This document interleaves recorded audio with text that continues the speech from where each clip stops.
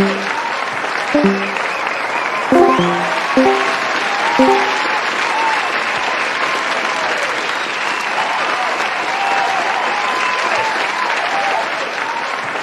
we go, everybody.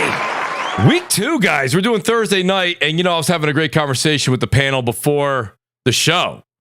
And I got to tell you, I'm really enjoying Thursday nights. As you can see, everything just still kind of getting used to the motions here on Thursday. I pulled everybody into the right room at the very last second, which is great. But honestly, loving the Thursday nights really works out well, too. You've got games that release on Fridays, usually Thursdays at midnight. Great to talk games as we kind of go into those releases. You've got situations like today where we had the Xbox Developer Direct, and now we get to talk about it hot off the presses. I see Powler out there. I see JC 2013, the great Jimmy Harrison. Guys, please tweet it out. Let everybody know that we have moved to Thursdays. Feel free to go ahead and hit that share button right there. Tweet it out on social media, anywhere that people follow gaming. That Mooch moved to Thursdays. We're doing it on Thursdays at 7 p.m. Eastern, guys. We got an outstanding panel here, but I've had a great week of gaming. You're going to see some of it. I get some of my gameplay up there. I've even went back into the archives, grabbed some great Hellblade footage, some Avowed footage from some of the prior shows. So we have a little bit to look at while we're talking about what happened and transpired between 3 and 4 p.m. Eastern time, and what went down with the CFO of Microsoft on a few past interviews this past week, man, which this is all going to tie in. That being said, I want to say thanks to the guys that reach out, talk to me, game with me. Shout out to Tactical, too. Tactical Gamer, who reached out, says, Mooch, you better save me a spot for Helldivers 2. I'm playing that game in your group. I said, buddy, you already got a seat. Don't even worry about it. But these are the guys I game with, I talk with. Please, if you will consider, please, right above that outstanding description, you'll see the join button. Please consider being a Mooch Maniac family member. It means the world to me, and it really does help the channel. Let me just call these individuals out one by one. The great Judah Zook, Willie Gamer, Mumble Ranting Gaming, Tyson Web 509, True Witty, Alfonso Carter, Brap, who could not make it tonight, Damien, the great Jimmy Harrison, Andy Hart, Red Hood 420, who's joining us next week, Ham Solo 05, Rob Jones, Night Ripper 7, Toto Dope, Thumbs, JC 2013, he's here, Passive Prophet, Lord Metroid, he's also in the chat, Rabbit Got the Gun, Fastbender, Archmore Angel, Biggity 08, Slow-Mo Backslap, who's going to try and make the show tonight. He said he's going to do a cameo. We'll see, but they got DPS tonight at 9 p.m. right after this show. Shout out to Henry Heck, Silent Merc, Slaying Chilean, Ice Queen Gaming, and I hope I'm saying it right, but our newest Mooch Maniac family member, Otacon Ocelot. I'm probably saying it wrong, and I apologize. It's a New York thing. We just give each other nicknames, and we move on from there. So, Otacon, I appreciate you joining the channel. It means the world to me. Our major Mooch Maniacs, RPG88, Christian the Bad Gamer, 4-Star General, Truth Serum, your boy Roy, Scolari Brothers, DC Gaming, Miko, Jay Bari, and Gaming with Persona, back this Saturday for What's Up PlayStation. Love the commentary they both did. They did some great solo casts. Go over and support those boys. They play games, they talk games. The great Tactical Gamer, Danelle Brown, that guy Smitty, Brian B, a.k.a. Delirium Blades, and our VIP Mooch Maniacs, Raji, Domino Zero, the Wise Old Gamer, and our honorable mentions throughout there without food, water, or toilet come home, General Thad Ape and Shadow Assassin, and our forever Mooch Maniacs, Longshot 316, and the great Optimus Code. Guys, I also want to say shout out to Archwar Angel. I see him out there. Rob Jones, all the green names are starting to pop up. Guys, tweet it out. Let everybody know that we are live. I've got a great panel here. Some of these guys I only have for a limited amount of time, so I want to move very quickly here. We're going to get through these intros because I got to hear their thoughts on the week's news and today's direct. Without any further ado, you guys know him as Signore Badbit. Mr. Badbit is back here to make sure that this podcast just stays positive. And that's what I love about the trophy room. It's what I love about Mr. Badbit. Whether you follow him on Twitter, now X, YouTube, or here on CrossFire, this man brings gaming news with a positive spin. Mr. Badbit, how you doing tonight, buddy? I hope you all kick rocks. It's so good, dude. I'm doing fantastic, man. Today we saw cool games, So we saw Nazis getting punched in the face multiple times. Yes. I mean, it's a good day. It's a good day. Got my fedora on. I'm ready to talk games with y'all. Well, Mr. Babbitt, it's great to have you here. And I want to take a second here to thank the great Gamers Gamut who just joined us. I don't know if you guys saw that. He just jumped into the panel right now. Gamers Gamut plays games I talk to him all the time in the DMs of Twitter, also on PlayStation, on Xbox. The man plays games, asks questions, talks games 24/7. And you know what's great about him? I said to him, hey, listen, I said I had a few people that couldn't make it tonight. Any chance it's super late notice we could talk some games, you can join us. Drops what he's doing here for us, here for me. I want to say thanks to the great gamers, Gambit, for being here tonight. Gambit, how you doing tonight? I'm doing great, man. Yeah, it's always a pleasure. I love chatting games with y'all. It's especially on a day like today with a showcase, all the Indiana Jones excitement. So Yes. Good day. It's a good day to talk. Well, buddy, I hope you're ready and you got a couple of notes. I'll give you a couple minutes to get that straightened out. But you guys know him as The Messiah. He was on last week. I think he made a very good impression on the panel and a very good impression on the chat. The great Craig Harris is back with us. Craig, I know you go by The Messiah of Xbox, but I feel you're educated in all platforms. Craig, welcome back to the show. How you doing tonight? Oh, I'm doing well, man. Thanks for the invite back. And I had a great time last week. And just here to keep complimenting what you're doing, Mooch. And I think I've always said you think you're doing a real good job. Thank you. Yeah, so shout out to you, the panel, and the chat. And shout out to the replay game. Make sure you hit the like button. Yes, share please. this with everybody. And if you're listening on replay, put it in Mooch's comment section, #replay gang. Absolutely. Craig, I love the way you talk and the way you advertise. I got to hire this man. He knows what he's doing. I've been doing this for 10 years. He's got more experience. Craig, that's why you're here, buddy. We need you. I appreciate you. Absolutely. Yeah, it's all to be fun. Appreciate it was a Craig. great day. Yeah, I came home and did the homework like you assigned. Mhm. And we were talking about it here today. Well, buddy, I'm glad you did your homework because I did a decent amount, but we'll see how I do on the test. You grade me later. Listen, I got another great panel member here tonight. Very excited to have him here. The great Porter Rock 77 is back with us, guys. P-Rock, literally, I know he has to be out there on the West Coast, but I pray to the Lord that he comes back home east. This man needs to be on Eastern time, the Lord's time, so we can get him more antiquated with this great podcast in our new time. P-Rock, thank you so much for taking time out of your day today to be here, buddy. How you doing this evening? Hey, what's going on? Hey, grand opening, grand closing. Hey, what's going on? Hey, Craig, I got a question. How is your mic sounding better here than our own podcast? What the hell's going on I here? knew he's going to say that. I don't know. I think I'm like, wait a minute. It sounds like a personal problem. I never heard so much clarity ever. I'm like, is this guy in 4D? Talking in 4D? P-Rock, I see how it is. That's the 52 CUs finally kicking in on my stuff here. So yeah. But it's great. Hey, I'm glad you sent me in. But when I saw the message, I'm like, oh, that's right. He's on Thursdays now. And Yes, I just sir. so happen to have a day off today. But it's funny, I have to work tomorrow. Ain't this some shit? Mhm. But everything's great, man. I'm excited. We got some interesting topic. And hey, Mr. Babbitt, listen, I know you hear about peace, but I gotta have war. There's just too much good stuff to not start a war. And Dutch, I love you. You're my fellow Marine, but you know we are born to fight.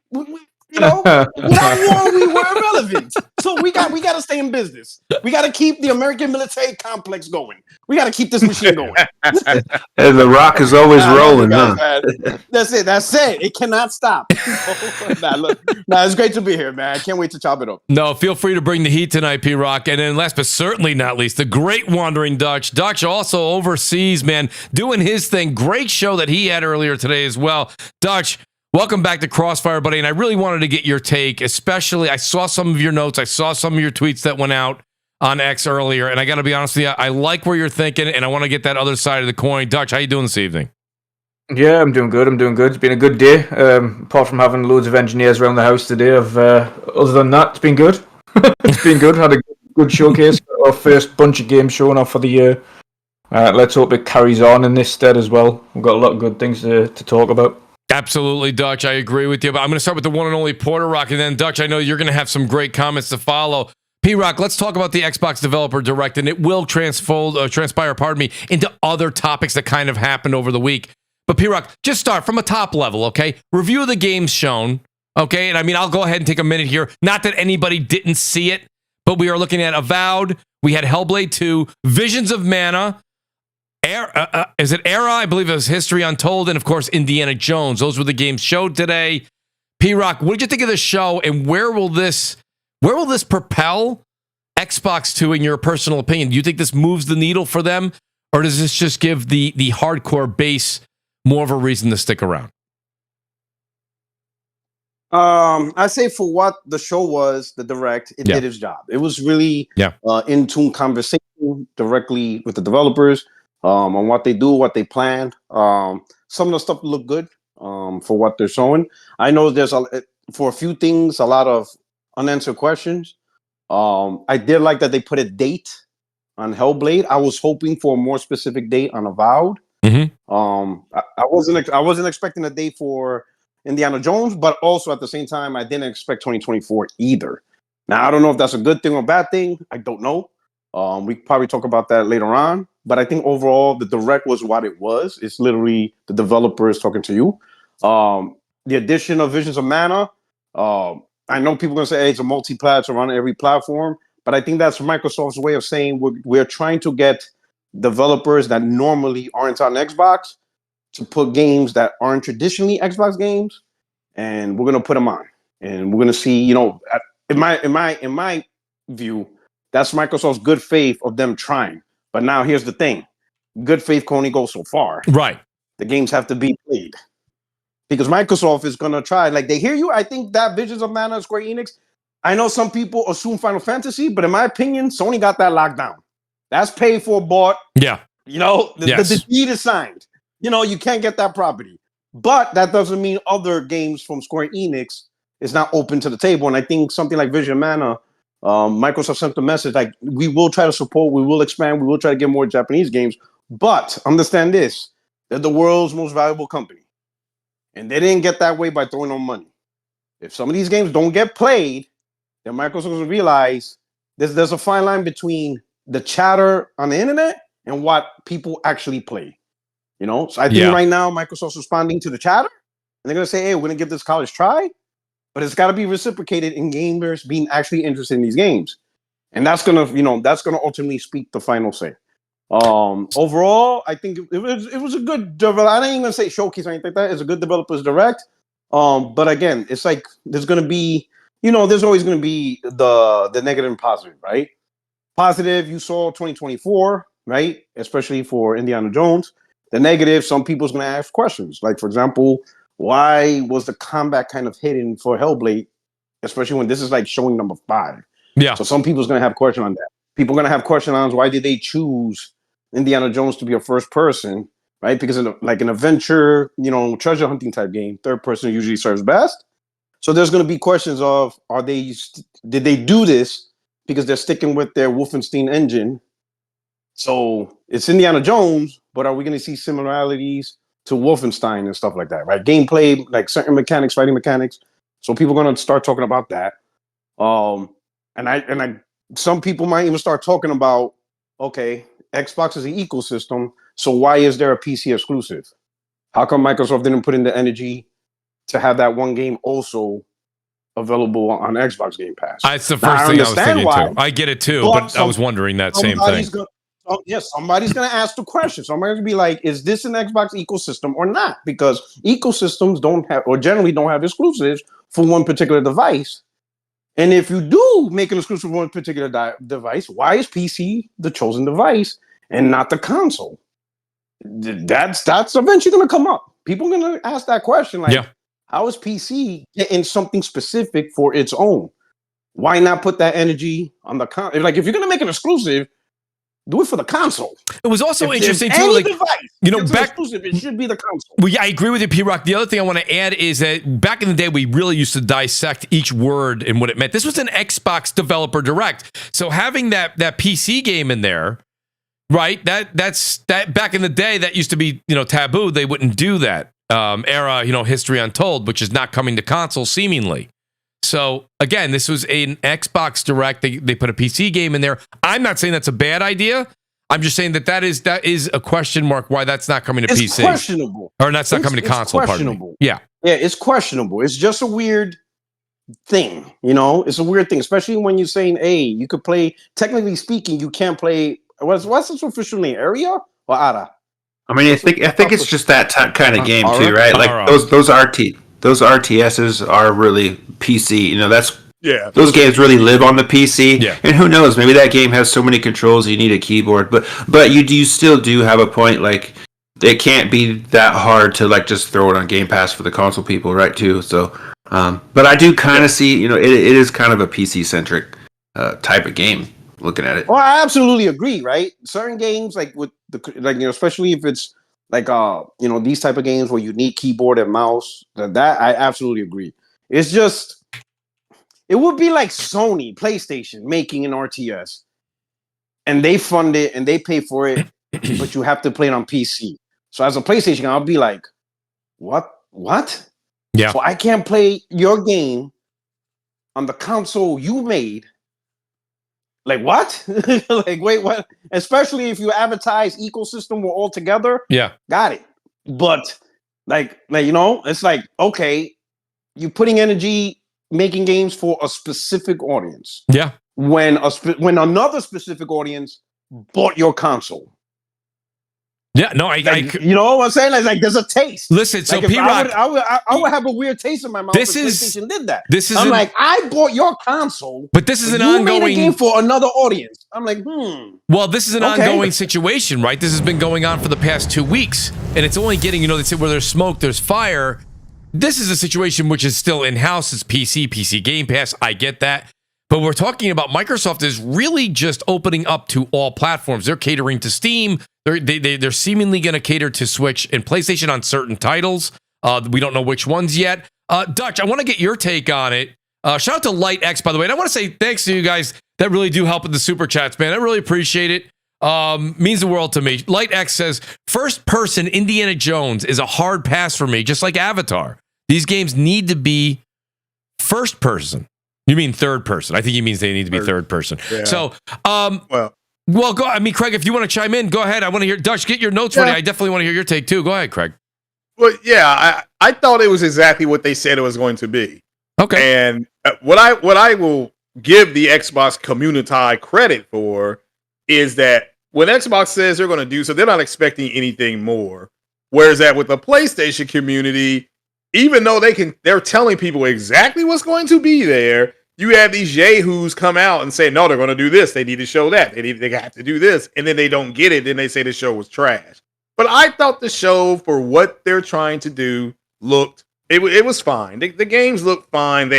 We don't know if that's the final build of all those games. I thought Hellblade 3, the girl's hair. I'm like, who has better hair between her and Aloy, right? I'm like, that's the hair goddesses. The detail that they put into that, they did go full board. I don't like the only digital release. I also understand I'm a dinosaur and I want the physical release. So I mean, I've said this multiple times, right? We're dinosaurs. We're getting pushed out because of the digital market. These kids are coming in, they're taking over. But no, I thought they did fine. I agree with with Porter Rock in the sense that it's a little kind of a shot across the bow in a way about that RTS game being on PC, but that's what PC's great at. These real-time strategy games that you sit there and you have to have a bunch of keys. Maybe it comes because they got Baldur's Gate, which has a ton of keying going on and hotkeys and things like that. Yeah. So we'll I mean, but I thought the show was fine. I mean, for what I see people comparing the Raiders of the Indiana Jones game to Tomb Raider and Nathan and Drake, and it's like, can we stop doing that? They took those. Sony took liberty with Drake. He is Indiana Jones. He is Indiana Jones, and Laura Croft. Okay, she's been around since PS1 or PS2. So, but they got those ideas, which means that George Lucas, when he created the character, and when he got his friend Steven Spielberg to direct those movies, 2 of the 3. 3 of the 4, some of the 3 of the 5, I should say. Yeah. That means he got it right, and that means Lucas and Spielberg should be celebrated. That's all it means. It just means they got it right. The fact that Sony copied it, made an Uncharted movie, which is a baby Indiana Jones movie. Again, it wasn't a bad movie. They got their top, billable star. So, but I for one hope that people stop doing that because Sony studios are better. at Microsoft Studios. And people just need it. Just as the Marvel Cinematic Universe was better than the DC Universe. It just was. Yeah. So, and it doesn't mean that the DC Universe didn't have fun times. It didn't have great witty lines, but it didn't work as good. And Microsoft, based on what we'll probably talk about a little later on, you can see they know it's not working out long term either. And they're going to start, sharing the wealth, so to speak. Well, on certain titles. Well, you know what? Let me, Craig, if you don't mind, that's a loaded point you just made there. And I apologize if I just interrupted somebody, but I wanted to get Dutch. I wanted to hear what you thought on what you just heard from Craig and what you heard from P-Rock. There is that kind of back and forth. We're talking about quality here. I know when we use big words like Bethesda, right? That's a powerful term. They got Bethesda. But realistically, when it comes down to it, like, has Bethesda delivered thus far for Microsoft? And that's a question mark, I still think, right? You've got Starfield. I think it did decent. I think if you asked anybody there, they did decent. I don't know if it did the expectations they wanted. I don't think Redfall delivered at all. We heard that even from Phil. And now, this is going to be 2 games coming out, one in Blade, probably 3-4 years out, but one in Indiana Jones, which is a difficult, everyone today online, this is what I was saying last week on the show that kills me. Every time there's an Xbox developer, direct, or anything, it's just like, well, it's great. It's great. And I'm like, well, it's got the possibility. People say, Mooch, don't you think it's great? Indiana Jones, for me, is still a wait and see. It didn't have to be third person for me, but I play a game for combat, and machine games Wolfenstein, right? What we're talking about. Like, it's a combat game, gun, it's shooting, it's looting, it's good stuff, grenades and this and that. But by looting is just like picking up a lot of ammo all over the ground. But in different guns. But like, that's not there. Now you've got a whip. The punching simulation, that lost me a bit. I like the puzzles. I do. I like the puzzles. That's part of Indiana Jones's lore. But I really, so Dutch, what do you think of the show? I know you were pretty positive on it, but I was wondering, what was your overall thoughts on it from start to finish? Yeah, like most people, obviously, I would have preferred Indy to be third person. I did say that before. It is the godfather of the treasure hunters, after all. That's where Tomb Raider and Uncharted essentially originated from. If it wasn't for Tomb Raider, for Indy, those games wouldn't really be there in the first place, to be honest. So we kind of would have preferred them to be more akin to a Tomb Raider or an Uncharted in the third-person action-adventure. But I think that boils down to the fact that we want to see Indy. We want to see essentially Harrison Ford on screen and play as Indy and be able to see him do the whipping and the climbing and things like that. But after watching it a bit, it was a little bit more positive on it, only because they did kind of differentiate and say, listen, when you're traversing certain things and in cutscenes and in these action sequences, you are going to see it from a third-person perspective. But during the puzzle solving and the combat, that's going to be first-person, and the generalized traversal. So I kind of get away with it. It's not I would prefer it. I would prefer it to be third-person, but I can get away with it being a hybrid mixture of the two. What I've saw so far on Indy, though, it looks great. I was actually surprised they got the full facial likeness of Harrison Ford in there. That's one thing just before the show went live. I commented on and said, listen, it's going to be weird to see whether or not they've done that, whether or not they've actually used Harrison Ford's voice, because essentially that is who it is. It's not ever being played by anybody else. It's not like James Bond, for instance, who's been played by like 30 different people over the course of the generation. So I heard that was actually Troy Baker, though. I don't know if that it is Troy Baker. That's right. Yeah, that's amazing because he sounded just like him. I thought it was extremely I agree. similar. Yeah, that's uncanny. The younger version of him. Yeah, I agree. But no, it was. I'm good. I'm looking forward to it. But like I say, I would have much preferred it to be third person. But I'm not going to kick and cry about it being a hybrid of the two. Overall, they've done it quite faithfully. The intro look was very faithful to an Indiana Jones film. The aesthetics that they went for, the puzzle solving, the mystery, the way it's all laid out. I wanted them to have bombastic chase sequences where they're jumping from planes and stuff like that, and they've seemed to have included that. So good. And I'm looking forward to seeing more of it closer at the time. But obviously we're going to likely see it in June again when we get a release date. And they even brought back not the interruption. They even brought back the world map. How they did it in the movies. It shows you going from one place and the other with a black line. Like, okay, we're going from here to here now. So I thought that was pretty cool too. That's a nice nod to the movies. I didn't mean to exactly. Go ahead, keep going. Exactly. Very faithful. And like you say, then you've obviously got his companion and things like that, and I had a little moment to talk about that. But aside from that, Avowed, I thought Avowed showed much better than it did last time around. Mm-hmm. In a different way. I think from a graphical perspective, it showed better this time. Graphically, it was definitely better, Dutch. I don't know if it sold me on the good times. I like the environment. I really like the characters. But I don't know, Dutch. Like we were talking, me and Mr. Babbitt were having a conversation, and I don't want to steal his words because he's going to have his commentary in a moment. But Dutch, it was still something. It felt like I definitely think graphically you nailed it, Dutch. It looks way better than it did, but it still felt like it was missing something. And Avowed was the one that I was actually the most anticipated to see today.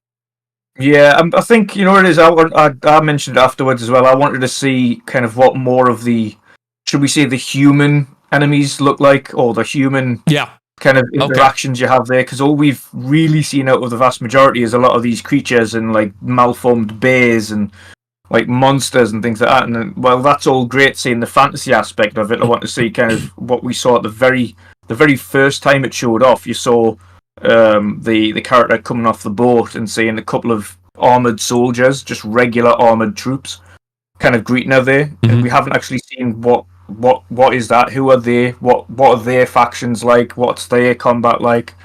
So there's a few things that are still kind of questions up in the air, including things like, do you have classes, or are you just an amalgamation of whatever you want to build? Is it more, because obviously in Skyrim it's kind of like that, there are classes, but essentially it's just based on whatever you choose to use the most.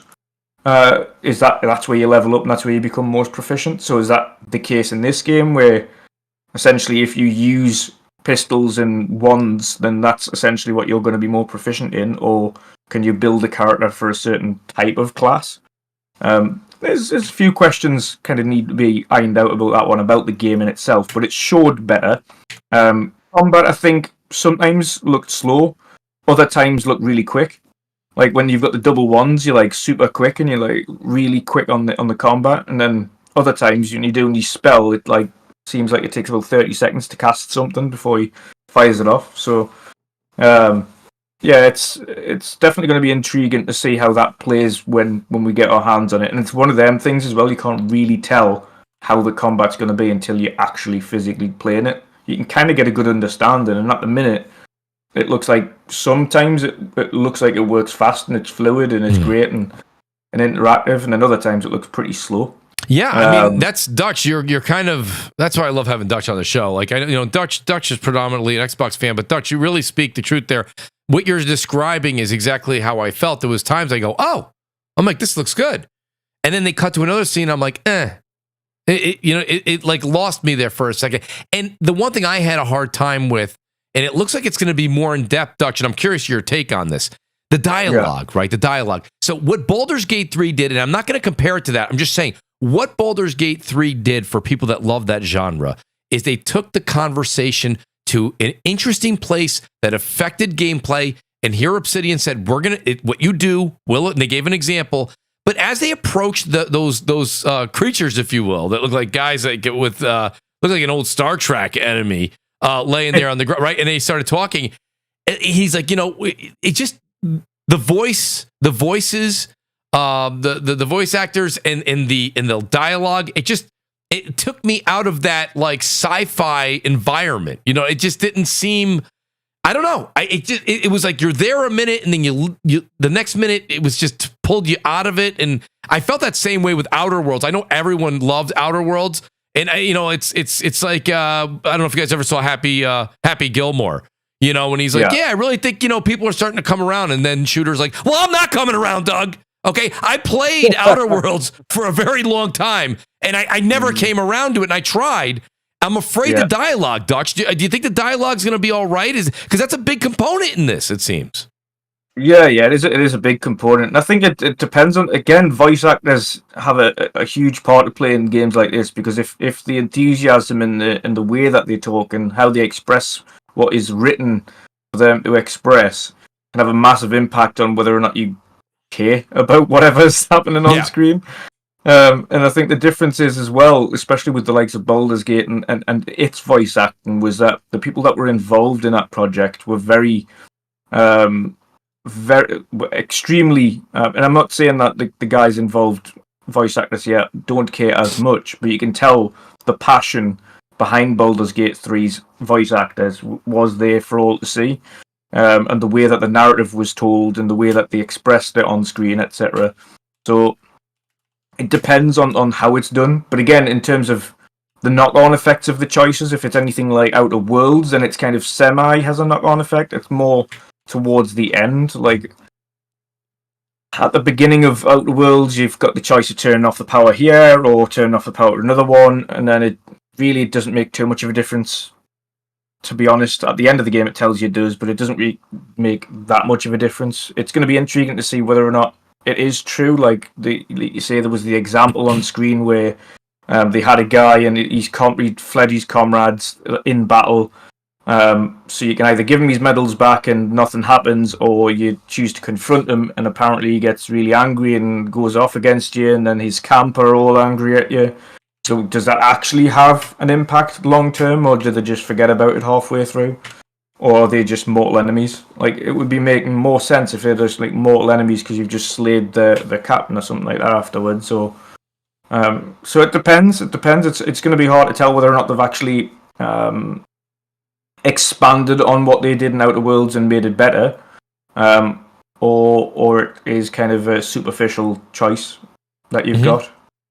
We'll see. Well, you know, it's funny. So Omega Slashbuster says Avowed looks like first-person God of War. So, I mean, Dutch, great analysis there. I mean, you know, Mr. Badbit, just to get your take on this, you know, me and you were going back and forth, Mr. Badbit, about the whole Hellblade thing, and Hellblade 2 is one of the games also looking forward to. But we heard that it's going to be a shorter version, which, you know, it looks like they've upped and ramped up the visuals, but it looks like that they're ramping down on the game length. Now, game length shouldn't come into play, but when you're already talking about a game where Hellblade 1 wasn't very long in the first place, and then you hear it's going to be a shorter version, you stop and scratch your head and you say, what have they been doing all these years? You know, I mean, they were an independent team that could barely afford to get pizzas on Friday night, and they put out an unbelievable game. Now they've got all the money in the world, the backing of Microsoft, now the most richest company in the world, and it's a shorter game. I mean, that doesn't mean it's a bad. Doesn't mean it's a bad game. Doesn't mean it's bad, Dutch. I'm just saying. They're saying for Hellblade 2, they're saying it's going to be of similar length. Now, the first one, I've been having this argument on X as well. I think the first one, for anybody who's going through and they're not doing completionist, was like 7 hours, 7.5 hours long. Yeah, 7. 7 is what I remember, yes. Yeah, that was for non-completionist. For completionists, you talk like 9 to 10 hours. So if it's of similar length, of like that 10 hours long, that's fine. For a completionist, that's fine. A little bit longer. It might be longer. You never know. But of similar length, I'm not going to be too fussed. It's about the quality of what we're getting, to be honest. It's absolutely about the quality. And Dutch, you're not wrong. I can't say you're wrong there, but I mean, again, it's just, this has been a game that's been much anticipated. This was a game that was shown off at the same time that we had, the Xbox Series X shown off. Yeah. And the one of the, I don't know if it was a producer or it was a game director or who it was, but the gentleman that was sitting on the chair or the couch when he was doing the introductions and talking about it, he said it'll be a shorter game. And again, Dutch, you're right. If the first one was 9 hours to complete and this one was the same, no problem. But to hear it's shorter, and if, not everyone's a platinum or a completionist. So if it was 6 or 7 hours for majority and it's shorter for that, and now it's 4 or 5 hours, you listen, again, I'm still can't wait to play it, but you do have to scratch your head a bit here. The great slow-mo backslap, who we have for a very short period of time as well. I love this. This is almost like, I feel like I'm running the Tonight Show, and I've got somebody over in Studio A across the way that's going to be filming in a little while. And I'm like, the great slow-mo came over here. He was just filming with Chris Pratt, but he stopped by for a minute to talk about the Xbox Developer Direct. Slow-mo, how you doing tonight, buddy? Great to have you here. Pretty good. What'd you think, slow-mo? It was an alright show. I mean, I wasn't it wasn't mind blowing, but it wasn't. I didn't think it was awful. I actually liked the way Avowed looked. I'm not. I've said this a few times on Twitter. I got a couple people. Yeah, we both got yelled at. We both got yelled at, Slow-Mo. I wasn't even involved. I love that. That's why we used to say thanks, Mooch, and crap all the time. I get yelled at even when I'm not even involved. I love it. Go ahead, Slow-Mo. Exactly. Like people are tagging you, and I'm like, why are they tagging Mooch? There's nothing to do with Mooch. But anyway, no, it's great. I'm not a fan of action adventure games in first person perspective. Like I love my shooters, my first person shooters. I play a ton of shooters, but when it comes to action adventure games, I kind of want that in third person perspective. Yep. And I just kind of felt that like Indiana Jones, and even though Avowed's an RPG, and I like Cyberpunk's RPG, and I thoroughly enjoy Cyberpunk as well. I just if it's not just straight shooting, I'm kind of not always into it. I will give it a shot though. I did like the whole dual wand combat that they showed there. I was like, when they showed that, I was like, all right, I can try that out, and maybe I'll rock with that throughout the game. But I like Obsidian, and I like the work they do. The Outer Worlds was awesome. So, and the first game I ever played of theirs was KOTOR 2, and KOTOR 2 was great. So it's just like I like that developer. Hellblade just looked a lot of the same stuff I've been seeing already. Like there was nothing new there. I saw you guys kind of like before I jumped in talking about the experience. Like 7 to 8 hours was the previous game. That's right. I saw something on Twitter that said 8 hours to beat this one. So it's I think that's similar. I think when they said shorter, it's like shorter than what most games would be. But I mean, like as long as it's a very engaging 8 hours, then I'm good. Like I don't if it's a lot of just walking around and of course you can do some walking around in Hellblade, but if it's doing what like my two main issues with the previous game was I thought the combat was too shallow and I thought the puzzles sucked. So if that happens again with this game, then that's where I'm going to have an issue. I think Slow-Mo, the earlier puzzles in the game were just rinse and repeat. Like every level in the earlier section, like the first half of the game was just exactly the same puzzle repeated. And then the only time the puzzles changed up was the latter part where you have to use only hearing to get through the level because the entire level's pitch black and you can only kind of use your hearing or like that is more inventive and like let's see more of that stuff, but let's not have this match the runes up like in every room. I also would have preferred if they would have kind of delved deeper into the combat because you know, look, they have awesome motion capture technology and we've seen that with the previous game, but how many times y'all gonna keep showing us motion capture this and the actress with Senua in her suit and the whole suit? Look, we've seen that before. we've seen it. Many times before. Yeah, I feel like I've been there. Like, stop. Just they seem real hesitant. They seem real hesitant to show the combat. I wonder if it's like one of the last things they're still trying to button up. You know. I don't think it's that. And I do wonder about that. I don't think it's as much of they're trying to button it up, Gamut, more than it is what we've expected and what we've played already. So I think they are maybe afraid to show it, and I shouldn't use the word afraid, concerned to show it a bit, just because it is, we saw glimpses of it, right? And it looks just like Hellblade 1. It doesn't look like they really moved the needle too far in the combat.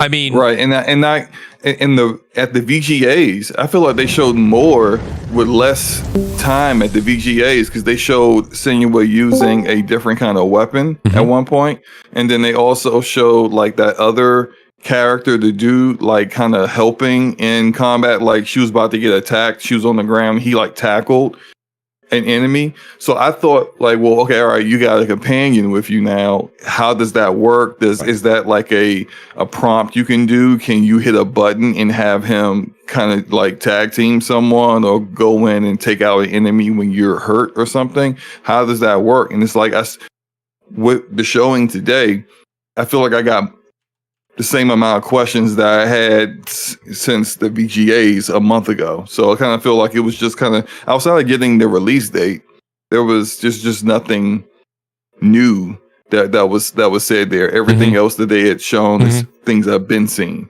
And I mean, for me, slow mo, it was a case of today. I just wanted that release date because I feel like I've seen too much of it now. Like true. I'm just done. I'm done seeing it now. Like even beforehand, I was like, you know what it is. If they just went down the developer route and if they showed what they showed today and didn't show a release date, then they would have deserved the flack that they got at that point. Because I think they've shown it far too many times without physically giving that date. If they didn't give, just because they've give that release date, I'm kind of giving them a pass on it because otherwise it was just more of the same that they usually put on their YouTube channel.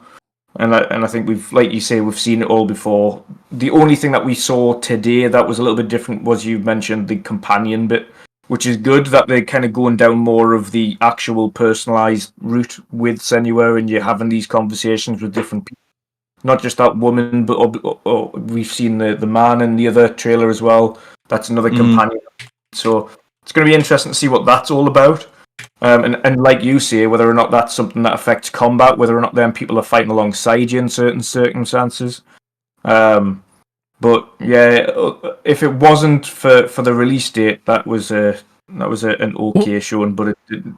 A lot of people are asking in the chat here, Mr. Badbit. I want to give you a chance here because I know that you have got notes beyond notes. The physical release not being a part of this, and I know that shout out to Craig who said it earlier. He said, "Well, us being dinosaurs, that's fine." But Mr. Badbit, does this hurt a bit? Do you think, or is this just going to be a bad publicity stunt for a bit because the media is going to go, "Where's the physical release?" We're going to get all the IGN people and everyone coming out saying, "I would have bought a disc." You know what I mean? It's like, well, would you? I mean, real talk. I would have bought Alan Wake physical.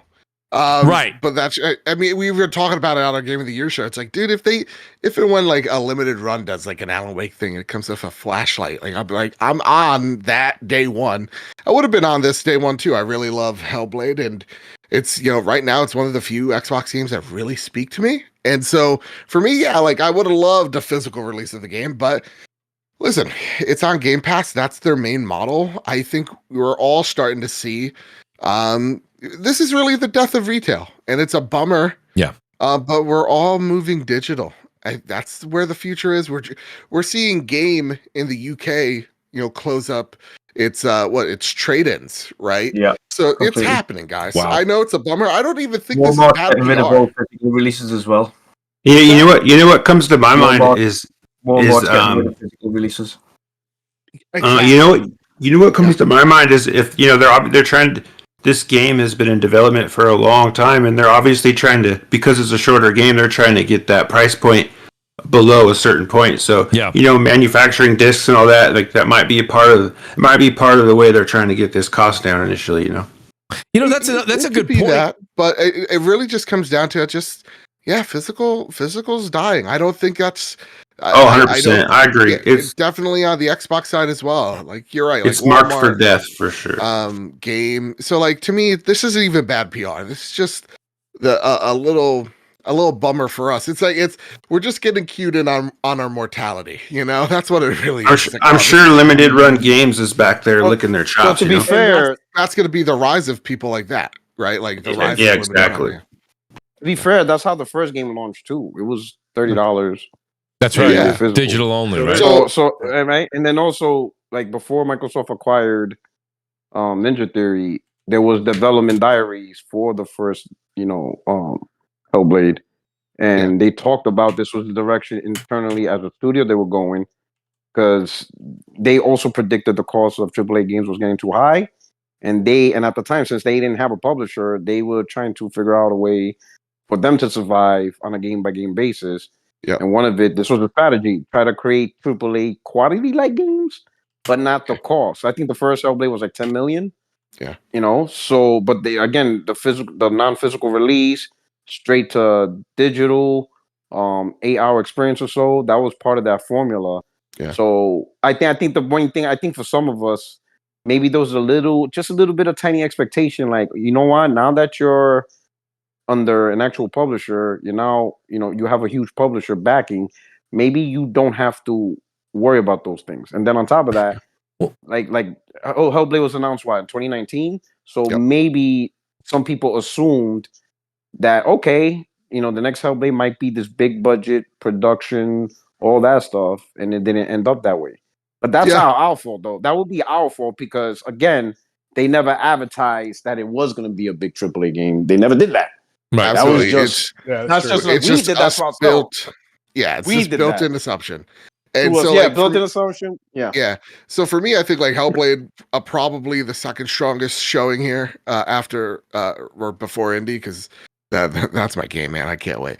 But like, if I go into the event as a whole, I think it was a really good show, and they showed you what they were going to show you.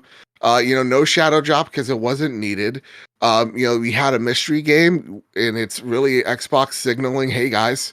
We're going back into the Japanese well. We're investing in these partnerships. Now you got to start playing these games. Right. So that's really awesome. Well, And what's up, Mooch? No, I was going to say that's a big question, though, Mr. Babbitt, because a lot of these games that are coming over from Japanese developers that are showing up now, I don't know. I'm sure everybody noticed, but the Square Enix game it was advertised. It's going to be. They're very happy to bring that new Mana series to Xbox First One, I believe they said, but it's not going to be in Game Pass.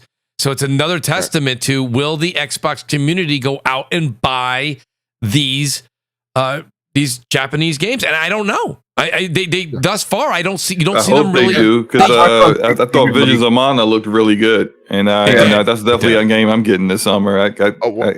Quality titles show up on your platform, you should buy them. Please. Yeah, I agree. And this is Square Enix, and they didn't support Crisis Core on Xbox, so right. Maybe this will. So I will give Microsoft and Square Enix credit. They're not giving up, but it's kind of like I'm sure that. And I think I don't know if Square make Octopath Traveler, so I think that's 1 and 2 or both. I think Octopath did okay. I think on Xbox, but that was a weird one. That was a weird one. It's the first released on Xbox, the second released on PlayStation. Yeah, that was just weird. Yeah, but I agree with Mooch. I mean, they got to start. It's not if it's not going to be in Game Pass, then you have to go out and physically buy the game or buy digital. So I mean, like I can't speak for everybody. Like I'll be buying it because I've got literally every Final Fantasy that's ever released on Xbox. I've got it. Everyone that's released on PlayStation, I've also got that. Most Square games I own because I love JRPGs designed by Square specifically. Yeah. I have never played the Mana series, but I've heard good things and I keep getting told about it. So I'm going to be buying Visions of Mana based on everyone else's recommendations. Classic so I've just got Crisis Core. Actually, I'm just playing through that now, just because I never played it on PSP. Here's my hot take: Avowed doesn't look good.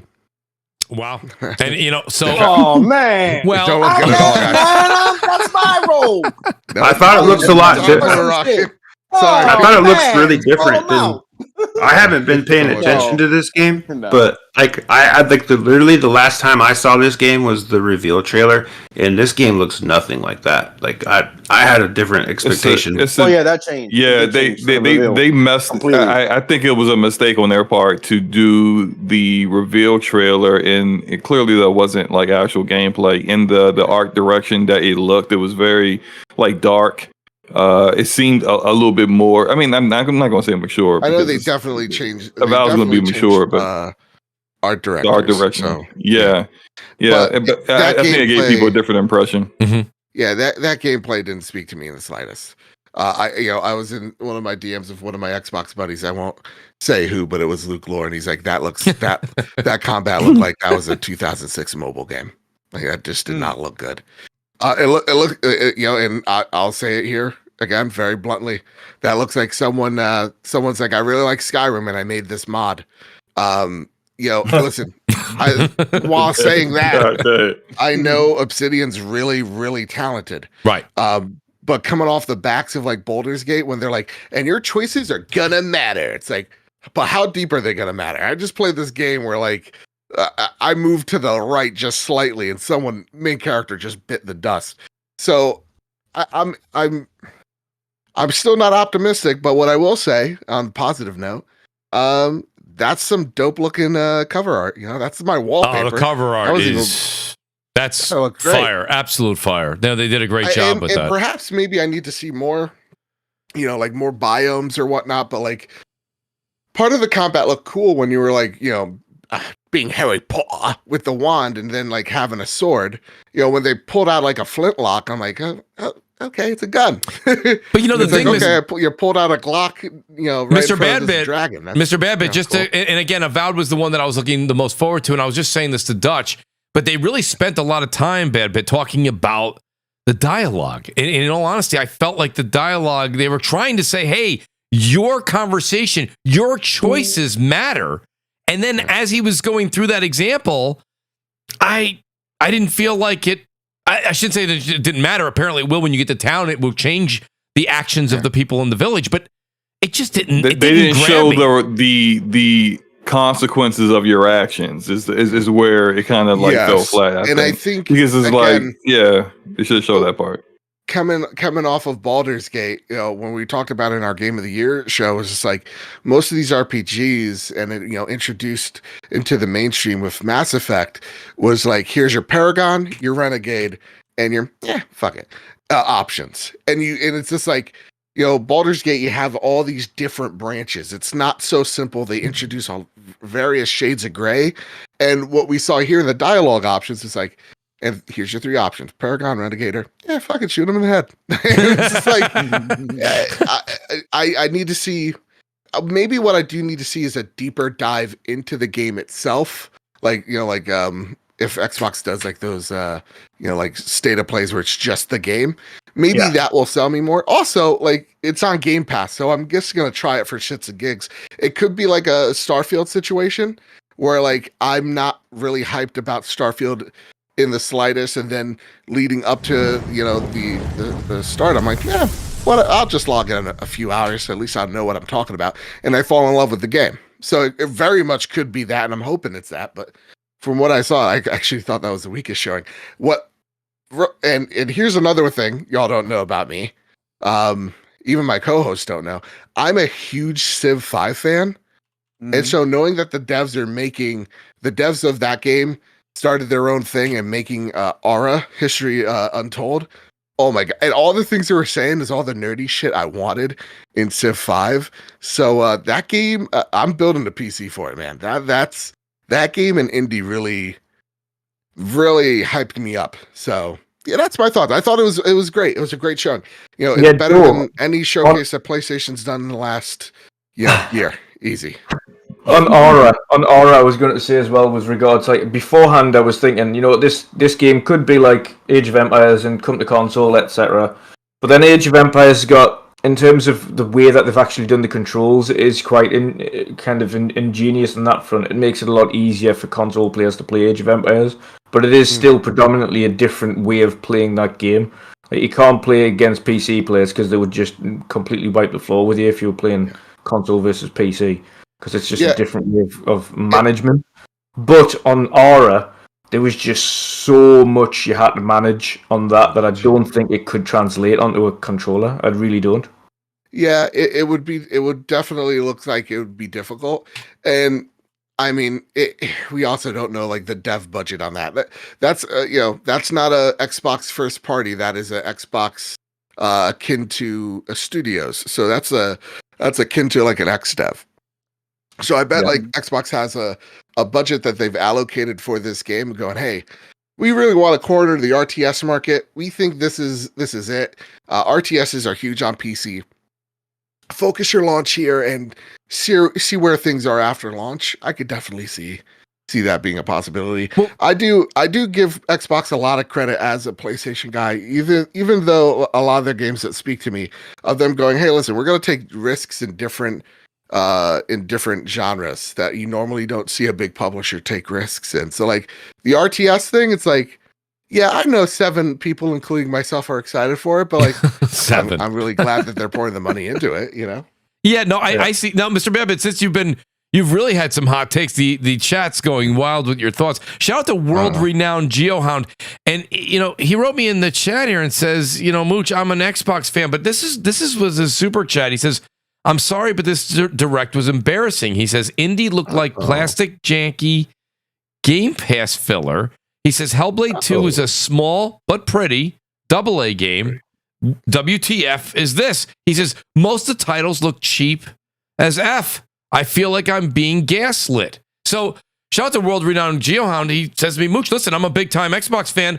He didn't enjoy it. Did anybody else feel like world-renowned has a point there? Understand. I agree. They weren't the best looking, but it's give them time. Those games don't come out for another 3 to 4 months. Yeah, give them time. Right. I would also let it cook. Let it cook. Yeah, I would say let them cook. Also, I would argue, these are all old builds of the game. So these remember that like when they're making a vertical slice for a game, that's like a 6 to 8 month endeavor.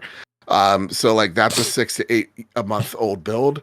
And then also like the one thing that I was giving credit for all these games because they all looked a little muddy to me, which is this is a stream, and I don't know what I mean that's true, right? Yeah. So I would say, hey, give it another chance. Go out there, look at the individual trailers, and maybe Indy doesn't look so plasticky. I understood where you're coming at though, because it definitely looked different. It didn't look like the shiniest. Also, like Machine Games made Wolfenstein. Those Wolfenstein games look amazing visually. Yes, they do. So I would, I wouldn't say they would take a step back. Of course, it would be a different kind of art style because Indiana Jones isn't Wolfenstein. They're two different IPs, but visually, I there's some time before that comes out. I mean, they didn't even give us like a release season. They just said 2024. So, I mean, that might even be a game that gets pushed to like early 2025 if they can't, get everything done in time. So agreed.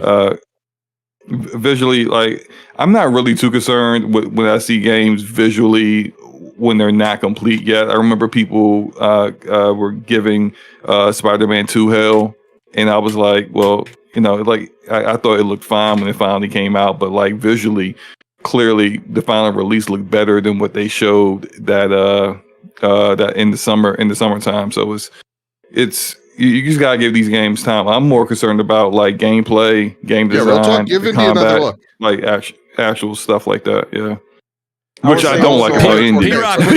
That's the stuff I don't like about indie because they ain't like first person perspective. P-Rock, what do you think? I will also say and I know everybody has this passionate feeling that they want Microsoft to step up to the level of Game of the Year level caliber publishing studio. You gotta give them time. Yeah. No, I mean, wow, P-Rock, I wasn't expecting you to say that, P-Rock. I expect every game to be that Game of the Year level game. Don't do that. Don't just come out there and, this is the year we're going to dominate Game of the Years. Don't do that. Just let them cook. Just let them be. Give them time. Yeah, but P-Rock, I'm glad you said that. I said this last week on the show. I said it earlier tonight. I'll say it again, but I'll just echo what you said. It seems like every single time there's an Xbox showcase or a Bethesda showcase or a developer direct, everybody in the camp is just like, well, that's it. This is great. I have never seen, and I grew up with Indiana Jones. A lot of these people that are cheering Indiana Jones haven't watched one movie. Right? Nobody even knows. Nobody even knows what but they Indiana haven't Jones had a good one since the early 90s. That is true. I was just going to say. That's true too. You ain't lying. You ain't lying. Well, he's almost right. I mean, these other ones haven't been very good. The newest one. Shout out to the great creative Kofi who's joined us. He's like mid 80s, so he can't do flips and shit. But let me tell you, this man about to break his hip trying to punch somebody. Go ahead, Twist is worth it, guys. What they do is nuts, and I loved the final 40 minutes. Man, are so damn good, and also the British lady that's helping him. Respectfully. Oh, wow. Yeah. Didn't see that coming either. A lot of surprises on tonight's show. Mr. Babbitt, thank you for that. We could be respectfully thirsty on the show. This is true. This is true. Shout out to the great creative Kofi and Brap. What a surprise pop in. Fantastic to have a great and honorable panel with us tonight. Kofi, I'll start with you because you popped in just a second before the great Brap did. Kofi, what did you think? And honestly, not only what did you think, I got to ask you because, you've been on the hot seat so much. You're one of the only people I've ever had on the show that you speak Japanese. It is very important that the newest installation in this Mana series does get attention from the Xbox community. They need to buy this game. Do you agree? I definitely agree. I like that Xbox is trying to stay in the realm of introducing, people who might be in the Xbox ecosystem and missed out on all the games that have not come to their platform and started to enjoy it. Specifically, I think of the Yakuza series. I remember when, I think it was Yakuza 7 was announced for Xbox. That was, a little bit controversial, but I know a lot of Xbox fans that finally had that game and the entire franchise put on their radar. And, I have to give flowers where consistency is required, right? P-Rock was just talking about let them cook. As an ecosystem, you have to slowly start to introduce all these games that were missing, for a good part of last gen. So I definitely respect that. The fact that the Mana series is even back after being gone for so long kind of blew my mind, even when, when that title was announced last year. So I'm happy that they kicked it off with that. That was a strong showing. I hope to see a lot more. Of course, we also have the title that just came out early last year, Hi-Fi Rush, which I picked up on Steam, and I thought that was a nice step in a refreshing direction. So I did enjoy that title.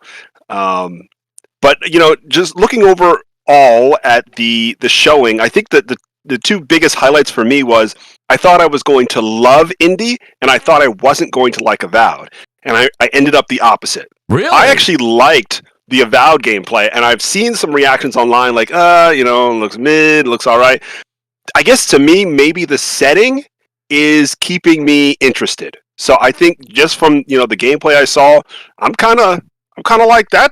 That is something I'm going to try. But when I saw Indie in first person, I don't want it to be an Uncharted clone. I don't want it to be a Tomb Raider clone. Sorry, guys. But I think there's something about the scope of the action that I want to be impressed when I'm running around as Indie, and I just didn't get the scale that I'm looking for. I guess for an adventure with Indie, but there could be a lot more shown. I'm not going to dunk on them now and forget about them. So. No, that's a fair assessment. Yeah. I really do. Brap, what do you think of that? And I'm going to get to the super chats. I got some great ones coming up, by the way. Brap, what did you think of the show overall? I know I saw your comments on Twitter. But what did you think? Well, Mooch, let me just tell you something, man. I made a quick escape from the gym to get here. I figured you did. I have no idea how you did it. I don't either. I'm like, the kids cooperated today. See, that's the thing. Thank you. That's the thing. If they cooperate, then I'm good. But you never know. It's a wild card. Know. You know how it is. I definitely know. Your kids are a little older now, but yes. You know how it was when they were younger. It's absolutely a wild card. But yeah, no. So I applaud Xbox for their inroads with securing Japanese content. Yes, on the Xbox, I think they've done a tremendous job doing that. They have done because let's face it, they weren't getting a lot of Japanese content like from Japanese studios. Kofi, you and I have talked a lot about the lack of JRPGs on the Xbox. There's still no there's a couple franchises that are still missing from the Xbox platform, big JRPGs, but that's another conversation. But anyways, but it was great to see Visions of Mana on there. It's in my opinion, it's one of those iconic JRPGs. It's got a long lineage history, and it was really cool to see them showing that off. I thought it was a nice surprise. And again, it's another get for them. If you think about the other games that they're getting for the Xbox, Kofi mentioned Yakuza, and now they're getting Persona. The Persona 3 remake, which is Persona 3, is it Reload? Is that what it's called? I forget. It's Reload, yeah. Yeah. Reload, so they're getting that. That's a big get. I really hope people on the Xbox platform, as much as there was a lot of belly aching about, Sony money hats and we don't get your look. Put your money where your mouth is. Well, play these games, support these games. If I may, Brap, we've had this conversation, and me and you have had this conversation with Kofi on this very show. The thing is Crisis Core didn't really do that well on Xbox, from what I'm hearing. And Crisis Core has and it has that Final Fantasy name with it, right? If Final Fantasy doesn't lift and project those sales up. Listen, I have talked, and I shit you guys not. I've talked to a lot of people on the PlayStation side that love Persona games. I don't play them; they love them, and they say, "Mooch, they're great." They say they love them, right? But they'll say at the same time, they're also critical to say this is not a game that everybody just picks up and plays. Kofi, you'll even agree with that. Persona games are not necessarily just for a casual, hey, I'm going to go pick this game up and play 250 hours of Persona, right? So yeah, especially Persona 5. That is a long one. And so my point being I put like 140 hours in Persona 5. If Crisis Core isn't not pulling in the numbers with the Final Fantasy logo, which is as much of a home brand or a home name that people know in gaming for generations now. I don't know if P3 is going to pull that in. I don't know if they're going to run out there to play the newest Mana game, Visions of Mana. I hope they do, Mooch. I mean, like, if they want to get more content, and this is why I applaud Xbox, because clearly they're making inroads, because I mean, like, there's a reason why these games haven't been coming to the Xbox platform. Microsoft, again, hats off to them, because they're able to negotiate deals and get these games on the Xbox platform. Persona 3 coming into Game Pass, I think that's a huge get. They also got Dragon Age 11. This is one of the things that kind of frustrated me. Not Dragon Age, I'm sorry. Dragon Quest 11. That was actually on Game Pass. And when they announced that, I'm like, that's huge. Yeah. Like, Dragon Quest, Kofi, you probably remember this, like, back in the days, before they were Square Enix, they were Square, Soft, and Enix, and they were kind of like the two juggernauts, and you either a Final Fantasy guy or you were a Dragon Quest guy. Those were the two, like, big GRP juggernauts back in the days. And so when they got Dragon Quest 11, I was like, oh, that's huge. I didn't hear a lot of chatter about it, though, in the Xbox community, which was kind of disappointing. I tried to play that game, like, the terrible British accents really put it off. What's wrong with the British accents? Oh, was it really bad, Dutch? Was that your British accent, baby? That was pretty bad. Oh my gosh! Stop. Oh, so the voice acting wasn't good then. Yeah, I hated it. Okay. Yeah, it wasn't. It's not bad. Wasn't bad here in the U.S., but I feel like, I don't know, Kofi, maybe you can confirm this. When I was playing the Grand Blue Fantasy Relink demo, the voiceovers that I heard, awesome. I'm like, it's like the same people, like in all the JRPGs. I feel like it's like the same voice. Yeah. I'm going to sound like a bit of a snob, but part of the reason I study Japanese is so that I can just completely abandon voice acting that's English. I just don't use it. Kofi learned the whole language, so you didn't have to listen to him. But Kofi, I'll say this: that is some motivation right there.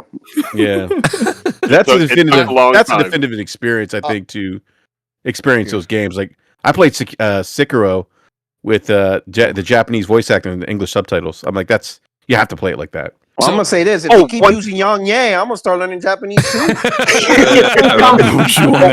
Rico. One thing I wanted to say about the adoption of Japanese games in the Xbox platform. Once you enter a market like this, and it's more niche than a Call of Duty, consistency is, I think, what's hurting Xbox most. For example, Octopath Traveler was on Game Pass, right? Just like Dragon Quest 11. Right. But Octopath 2 wasn't. Right. So I feel like people who commit to this ecosystem are expecting, like, okay, is Persona 4's remake going to come out on Xbox? Yes. Is Metaphor, the next title from Atlas, coming on Xbox? Yes. So that's a win that they could say, at least as they roll from title to title over this middle of the generation, they're going to be there. But the issue could be Final Fantasy VII Reunion. Okay, that came out on Xbox, but Final Fantasy VII Remake, where is it? And when Rebirth comes out, people are going to be like, well, why did I commit to this ecosystem if it's going to be spotty? My experience is going to be just go get a PlayStation or a PC. Yeah, and this will be my last bit because I gotta run off. But like, I think, Kofi, you hit the nail on the head. I think the problem with Xbox and Japanese developers is the lack of consistency. It's a mystery as to why that is the case. But maybe it was a game industry article that I was reading, which is there is a turn to say, okay, of Japanese developers and publishers going, it looks like we're hitting a ceiling with PlayStation and Nintendo. We need to find another outlet. And that's why they may be looking at Xbox going, what do you have to offer us in terms of like your marketplace, advertising? What does your market look like? And start introducing the Xbox audience into Japanese role-playing games. I think that's important for both Japanese publishers and Xbox to kind of take advantage of that. Because I think what Xbox really lacks, and this is in the broader sense up until they bought Bethesda, is legacy. They keep Final Fantasy. So, Mr. Badbit, Mr. Badbit, I gotta give you. Let me say this real quick. I just gotta scroll up a bit. I want to give credit where credit's due. Shout out to God Emperor Sofa King. He says, "Why would someone buy Crisis Core if you can't play what's after?" Now, and even before it. And right? I do understand. The only reason I bought Crisis Core was because I've got Remake integrated on PlayStation 5, and I'm getting Rebirth. So I was like, right, you know what it is? I haven't played the PSP version of Crisis Core, so I'll get this one. So I've picked it up on Xbox to play it on Xbox, on the hope that I'll be able to double dip and get Remake at some point. But I've already completed Remake, so I'm just getting a bit of backstory. But I understand and I agree. Why would you get Reunion if you're not getting the actual story that follows on it? Like the only way to play it is just to play the OG Final Fantasy VII, and people Dutch, you're right. Dutch, you're right. The thing about it is it's kind of a double-edged sword, right? So everything you just said and what God Emperor Sofa King said is right. My rebuttal to him was, this was Xbox putting out that lore to see, would you guys bite? If you buy Crisis Core, they'll spend more money to get the rest of the games. If they put out the original one and there's no interest, well, that, you know what I'm trying to say? You're not going to go back to that. It is a double-edged sword, 100%. Yeah. Absolutely. So, but I'm not saying one strategy is better than the other. Go ahead, whoever was going to. I didn't mean to take the mic away. I'm not saying one's better than the other, Dutch. I just think that may be the mindset. Go ahead. I apologize. So right there, Mooch, you hit a nail on the head, right? Because here's the thing. Just in general, does Xbox have an established fan base that enjoys JRPGs? And if I were to roll the dice and bet money on, I will say no, only because the brand is not really known for that. Right. Gamers historically already know, if I am a JRPG fan, they already are on Nintendo and PlayStation. They're already on those platforms because historically they know they could get the content there. So what's really happening is trying to get the Xbox fan base, right, to acquire a new taste. Because those who primarily play on Xbox, if they do like JRPGs, they know to get a Switch or PlayStation. That's but right. Those that don't have Nintendo or PlayStation and primarily play Xbox and PC, they probably don't care about JRPGs, right? That's just probably not their thing.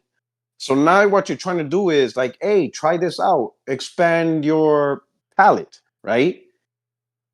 But the thing is, both companies, and what I mean by both is Microsoft and whoever's a Japanese developer, let's say in Square Enix, they're not going to fully commit. Square Enix is not going to go, I'm going to give you the whole slate, and nothing gets bought, and now they lose money. And they're like, wait a minute. So these little steps are like, we got to take baby steps. Here's Crisis Core. Here's Visions of Mana. Here's this. We'll see how this goes, right? If the audience, and I understand, what was it, God War, what's his name? I understand what he's trying to say where, well, there's no point in me getting the prequel if I can't play the other thing. You hit the nose you hit the nail on the nose, right? Right? You hit it perfectly. If Crisis Core don't do well, then what incentive does Square Enix have to bring the rest of Final Fantasy? Right. Because this is a business. Right now, they know majority of the people who are JRPG fans, they're locked in PlayStation, they're locked in Nintendo. So that's safe. That's well established. That's a safe bet, right? That's where they're going to put their money and their effort. Yes. Yeah.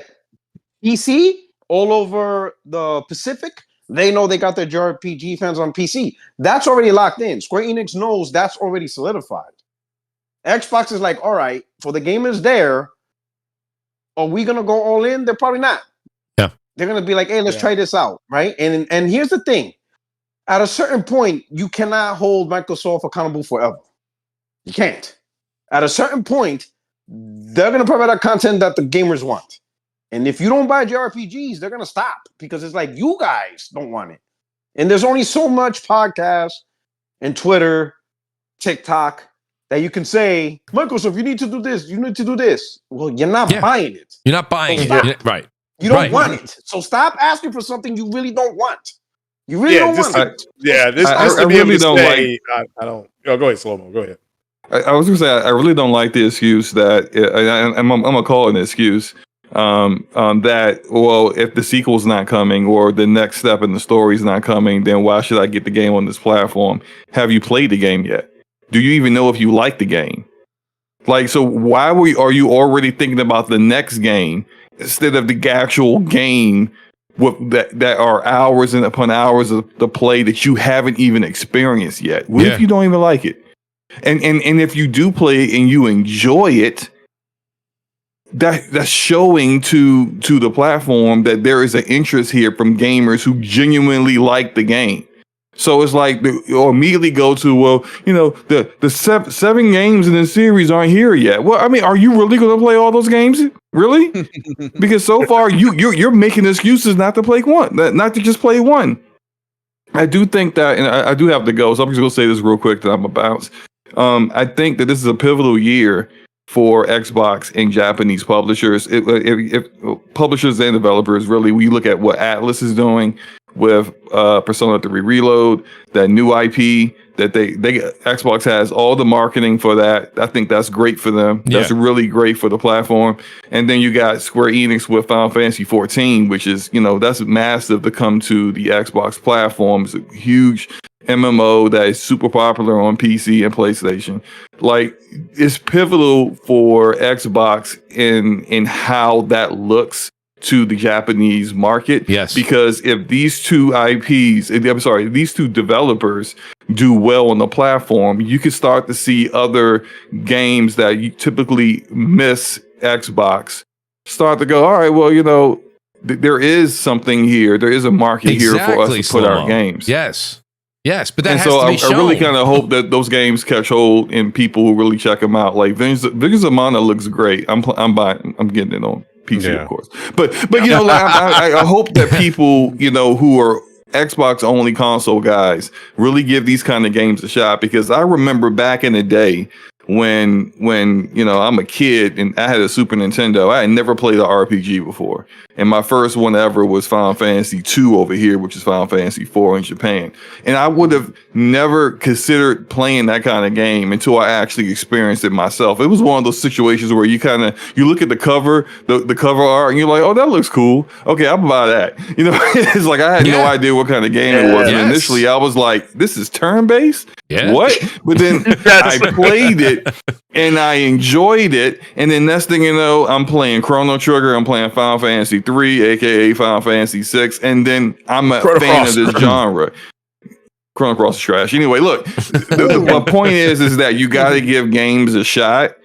And when you make all these excuses to not play the game, don't be mad when the publisher / developer or the platform themselves just doesn't put in the effort to put the games on your platform. It's like, do you want to play the game, or do you want to just say, hey, we got this? Well, there's two. And right, there's two. I think you want a company like Psy Games with this Grand Blue Fantasy Relink title not coming to Xbox, because at this point they're like, why?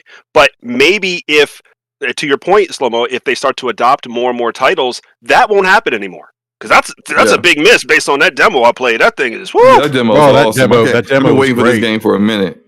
Yeah. All right. I'm out, guys. Have a great show. Rest of the show, you guys take care. Peace. Go over and check out Slow-Mo too on DPS with the Great Gaming Forte after this show ends. But it's funny. Mooch. Yeah, go ahead, Mooch, Brad. can I say one more thing? No, please, because I got a couple super chats that I know we're going to spark you guys. But go ahead. Yeah, one more thing. You're gonna have to be prepared for those of you that want these JRPGs on Xbox, and you're Xbox fans. Sometimes you're gonna have to accept you are the minority. There may not be a lot of people like you, and you have no choice but to get another platform to fill your JRPG. You know, and I know you may not like the sound of that, but sometimes we think because we're on a podcast or we get a lot of engagement that we're the biggest voices ever. You'll be surprised how small we are. Well, you know what's funny? Xbox gamers, there's a chance. There's a very good chance. Xbox gamers really don't care. So P-Rock honestly don't care. P-Rock, you might be alone in your own island on this, and you don't get the support from the rest of the community, because guess what? Some people just don't like certain games. Yeah, I mean, you're just gonna have to. And at the end of the day, you might be like, you know what? This is just how it is. I find it hard to believe that there's a lot of if you only own an Xbox and you're a big JRPG fan, you're missing out on a lot of different games. I mean, now there was one thing you said though that this kind of comes into play too. First of all, I want to say thank you so much to the great Jimmy Harrison, who says, love the show as always, brothers. Messiah, he goes, P-Rock, good to see you guys here. Light X, and then I want to read J-Dubs as well. Light X says, sounds like these games will eventually come to, we were talking about the Direct here, the developers Direct. He says, sounds like these games will eventually come to PlayStation. Eventually, I will just wait. Right? So that's another problem here with this now. Right? Here we go. Well, listen, the rhetoric's out there. It's out there. Here we go. It's out there, This right? is it. This is a segue. So, yeah, here comes the segue. And I do want to say shout out to the great J-Dub. J-Dub City's with us out here. He says they spent $100 billion, and we are still making excuses and giving mediocrity to the benefit of the doubt. It's definitely AA Game Pass filler. Xbox just don't know what a good game is. They aren't Sony or Nintendo. So Jay coming out and definitely giving a hard critique to the developer Direct. But I mean, Light X says here the games will come to play. This is a very slippery slope right now, right, Brap and P-Rock? I know you guys were just alluding to this. Like, if all of a sudden, okay, take Hellblade, for example. I think Hellblade 2 is probably the best example, right? You're sitting there, you're the CFO, or you're in charge, you're Satya, and you're sitting there, you go, Hellblade did phenomenal in regards to the two consoles on the PlayStation. Did well. I shouldn't say phenomenal. It did well. All of a sudden you say, if we're going to move games of the caliber of Hi-Fi Rush over, which is a rumor still, by the way, then a Hellblade 2 in 12 to 24 months might also make its way over to the PlayStation 5. I mean, this is the mentality that will start to be, this is the rhetoric we're hearing, and it's not us, and it's not we're not coping, and we're not this. This is being said by the CEO, the CFO, in certain regards, different quotes that are out there. You're hearing this now from different people in the media. You're hearing people say, I've heard this for a while, but I didn't come out and say it until, it kind of got blown up.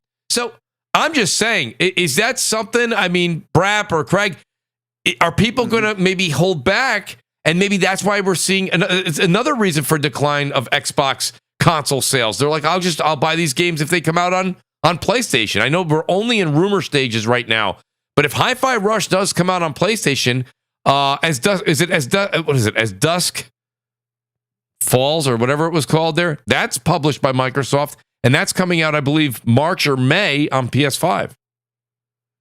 Yeah, they don't own the IP though. That was just published. Okay, they don't own the IP, Dutch, you're saying, for As Dusk Falls. Nope. Well, that does play a role. I will say this. I'll start off. I think so far this gen, Microsoft hasn't truly released a console seller. Right? I think the closest was Starfield. Mm-hmm. Right? That you can honestly say, I got to get an Xbox. Where somebody says, I have to get an Xbox for this game. I think so far the console selling point of Xbox has been, I have to, I want to play on Game Pass. To me, that's been the main thing for Xbox this gen. Like, as far as the games go, there hasn't been this big, robust, huge, hey, you want to play this game, you got to get an Xbox, right? And I know people say, well, you can get on PC, you can get on phone. One, no one's really playing on phone on cloud streaming. That's more of a novelty extension of people who are already a console PC gamer and then at home. Well, that's a great way to keep playing games, right? But that's not like, I don't know nobody who's dedicated to cloud. Like, I don't, like somebody says, oh yeah, I don't have a PC or a console. I strictly play on cloud. They said no one, right? And the PC gamers are going to stay on PC, but the console gamers are going to stay on console. But as far as a game that's like a big seller, that's like just out there, the closest was Starfield. You saw a little bit of bump, but then it fizzled out. So over the last 3 years, Xbox didn't really have that software title that's like, yo, gotta get this. Get in the stores, sell out, come through. It's primarily been Game Pass, right?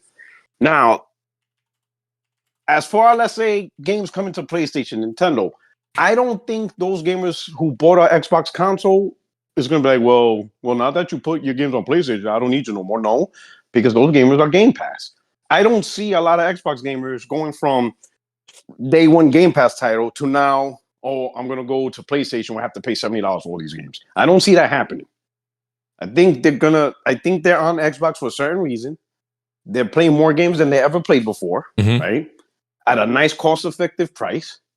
And new titles come up whenever, as Microsoft feeds them.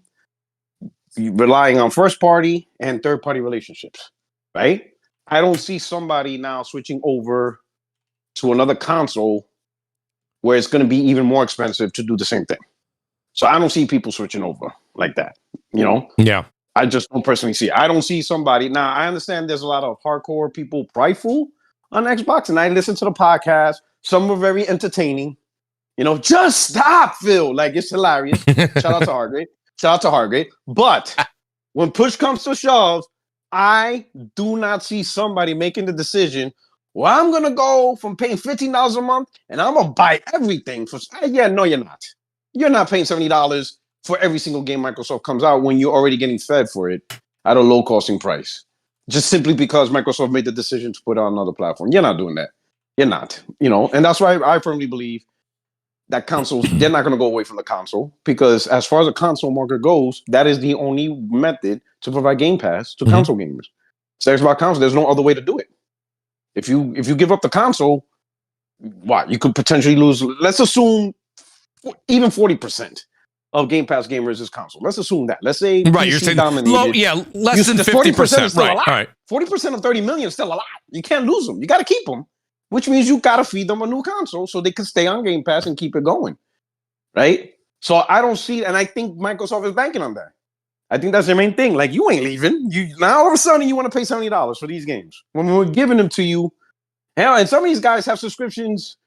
But I've been saying, so it's like for 2 years. It's funny. It's funny though, P-Rock, and I know the guys that have been on the channel. I know Brap will remember me saying this. He'll go, "Jesus, Mooch has been saying that for years." Media's consumed different. I said this when we had the great Jeff Grubb on too, and we had in-depth Game Pass discussions. Media's consumed differently, P-Rock. It's not like Spotify. It's not like Netflix. Gaming is you are engaged in its dedication, right? I mean, I played an unhealthy amount of, Warzone. I loaded up a whole bunch of different guns that I've never really used. I put hours and hours into it this past weekend. I legitimately had a blast. Dedicated, right? The demos came out. I played the Prince of Persia, and I liked it. You saw some of my gameplay. But that's the thing about Game Pass is people are like, don't you like that? Well, yeah, the concept, it makes sense. It sounds like a great idea in a boardroom. It sounds like a great idea even on paper. But realistically, we all have so many games in our backlog.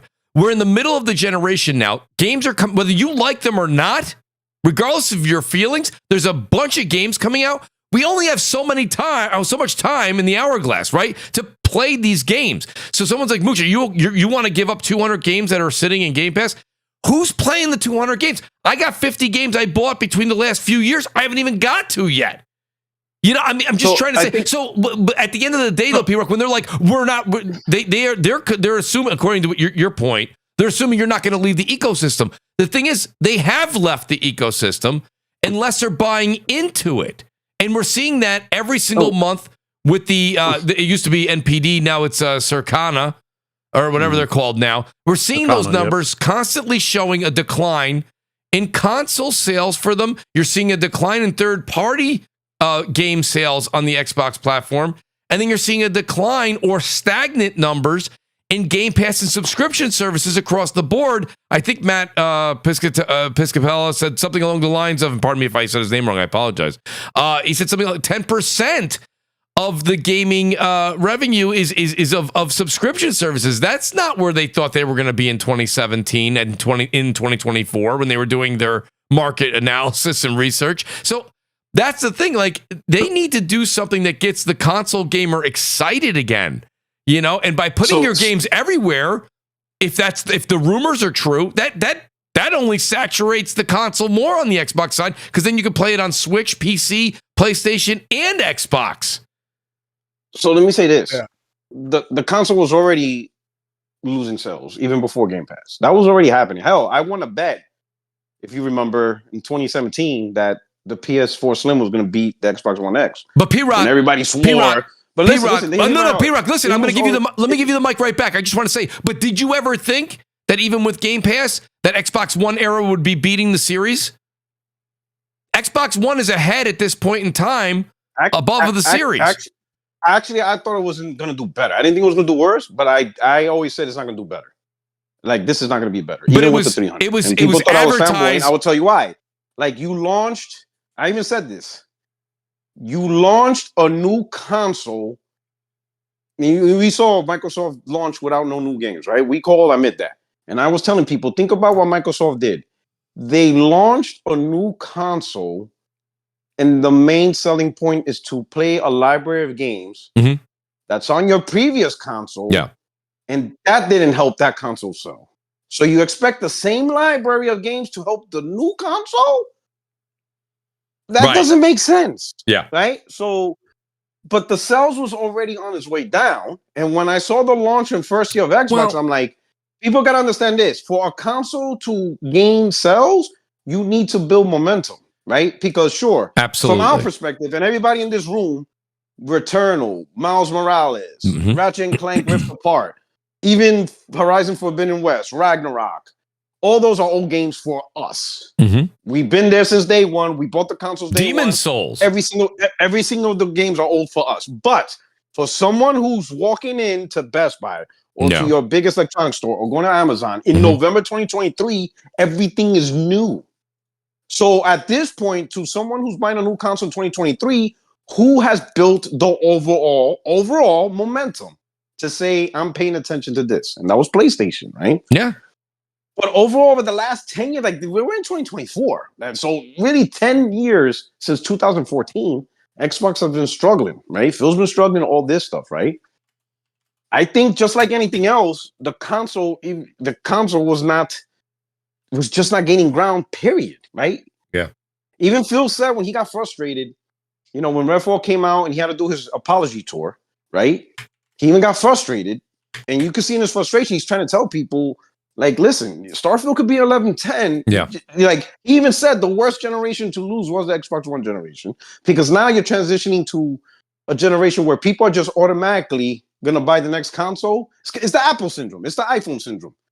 You're just going to get the next iPhone because you put so much money into the previous You're invested into the ecosystem. It just makes sense. Go for what? Like, in order to put, like, and Samsung guys try to change iPhone iPhone users all the time. Like, we've been had wireless charging. We've been had right.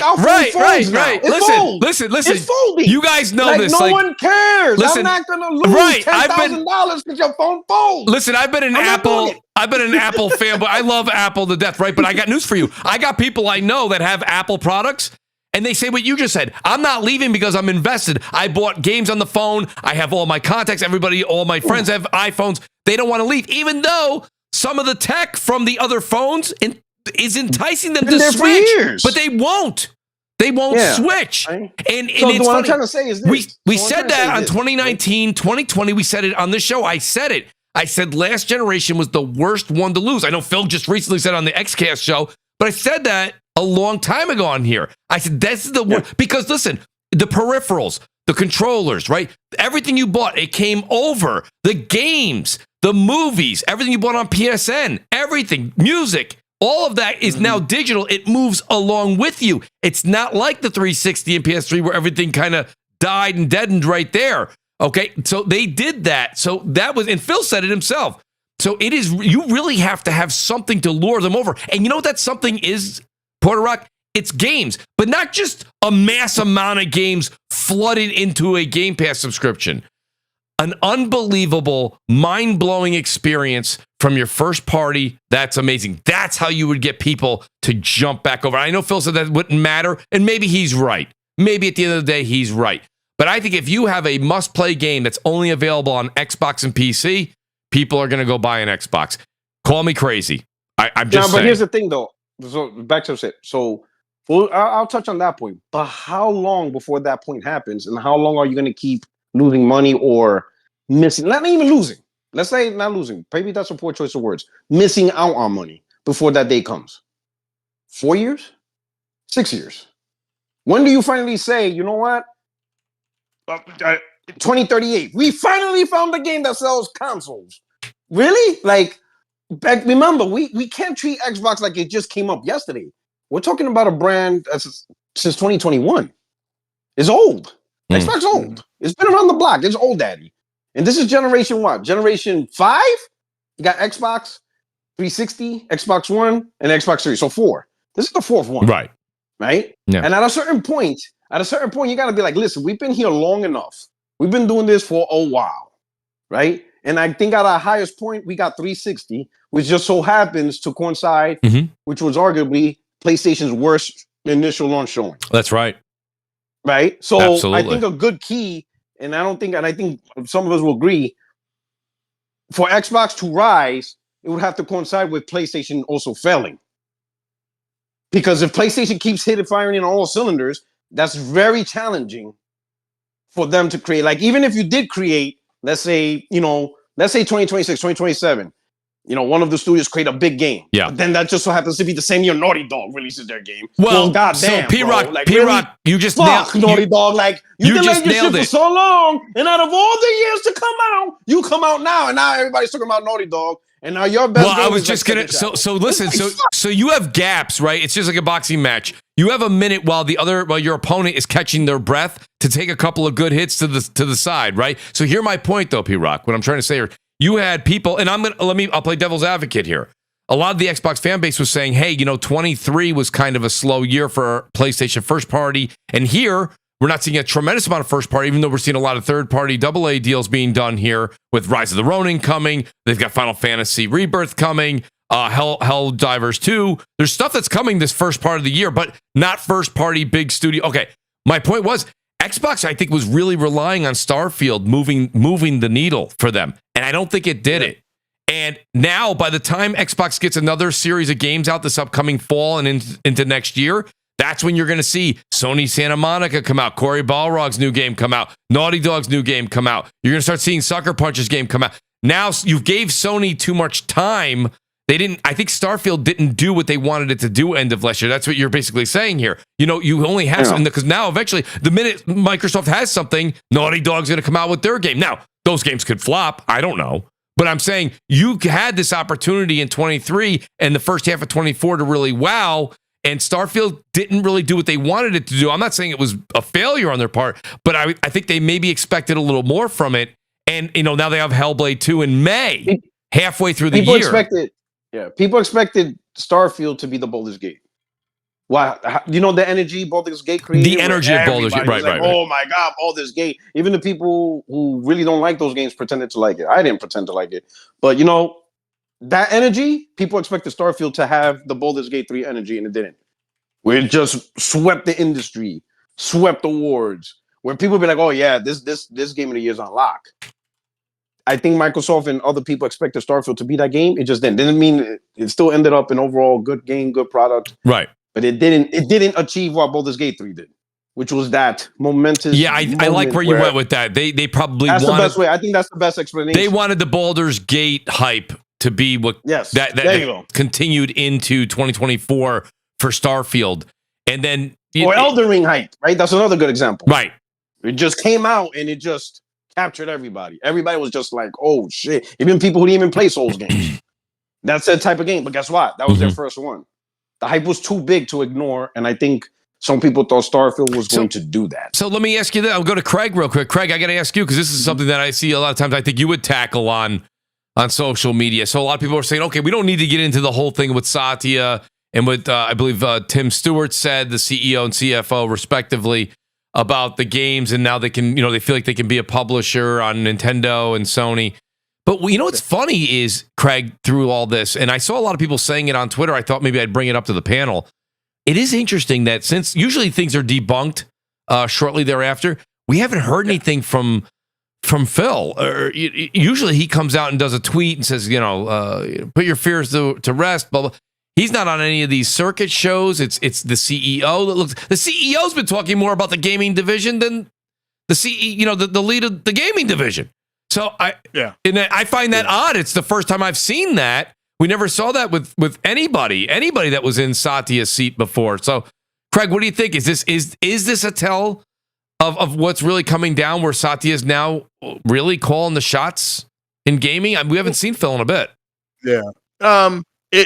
The thing that has gotten me on this is that when all that stuff happened in the end of November, early December, when people were saying, well, Game Pass is coming to PlayStation within 20 hours, 26 hours or something like that, Microsoft released a statement, a press statement from Phil Spencer, We don't have any plans to do that. Right. So, yeah, the fact that they're not saying anything, and you have the CFO and now the CEO of Microsoft kind of mentioning this, you can say that the writing's on the wall, but I always hold off until they have a press release, either whether Sony does it or Nintendo does it or Microsoft does it. Like, because Microsoft's already doing this. Minecraft and Call of Duty is going to be starting next year. It will be Xbox Gaming Studios through Activision, or however you want to put it. That's a first party game. So Call of Duty is. So it's just, I agree that the silence is deafening, and it's either one of two possibilities. Either it is true or it's not. Or it's That's not. Where it is. I mean, it's very simple. Yeah, absolutely. Yep. I would say the main thing is, well, you just said the statement, now he's in charge of gaming. He's always been in charge of gaming, Satya. He's in charge of everything. He's in charge of everything. Correct. He is every head boss. Phil, who's ever the head boss in the cloud division, productivity, they are all following his vision where he wants to put Microsoft as a whole into the future. He said he hates exclusives. Just like the general. Yeah. This is the overarching plan. Colonels, you got your orders. That's right. Go out to your battalions, go out to your regiments, follow what the hell I said. Right? Absolutely. And then each of them with their expertise, they're going to plan out the detailed plans of how to do it. Now, I will say this, Phil is a little bit wiser and hip to the console war. So he knows what to say, when to say, when not to say, because he understands that. Satya, I don't think he does. And to be honest, I don't think he cares. He's the CEO.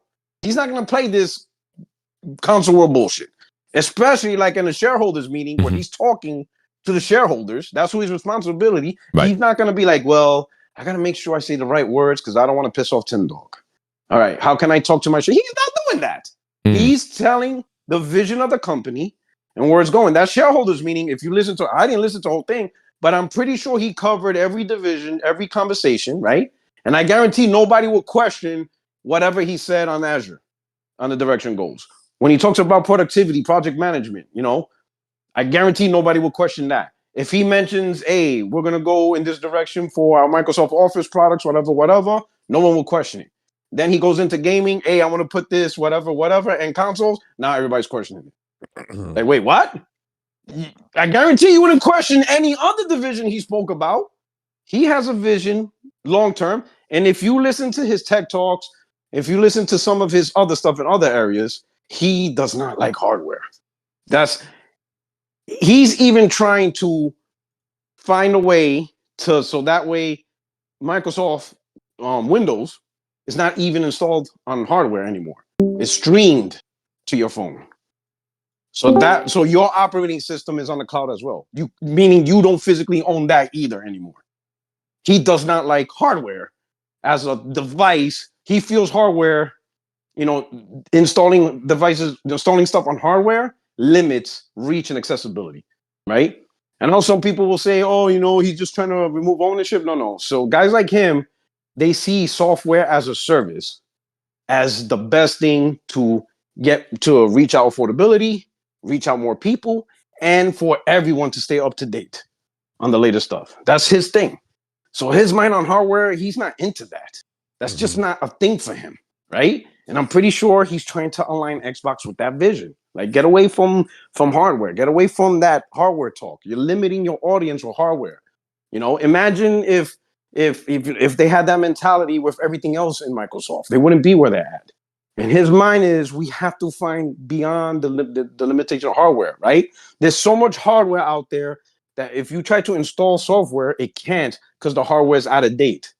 But things like streaming, cloud, it prevents that. Imagine.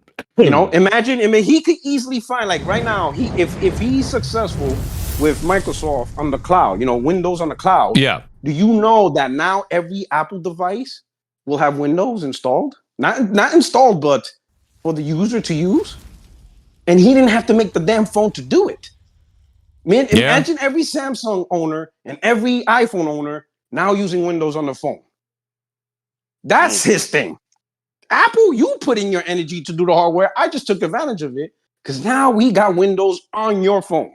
It's everywhere now.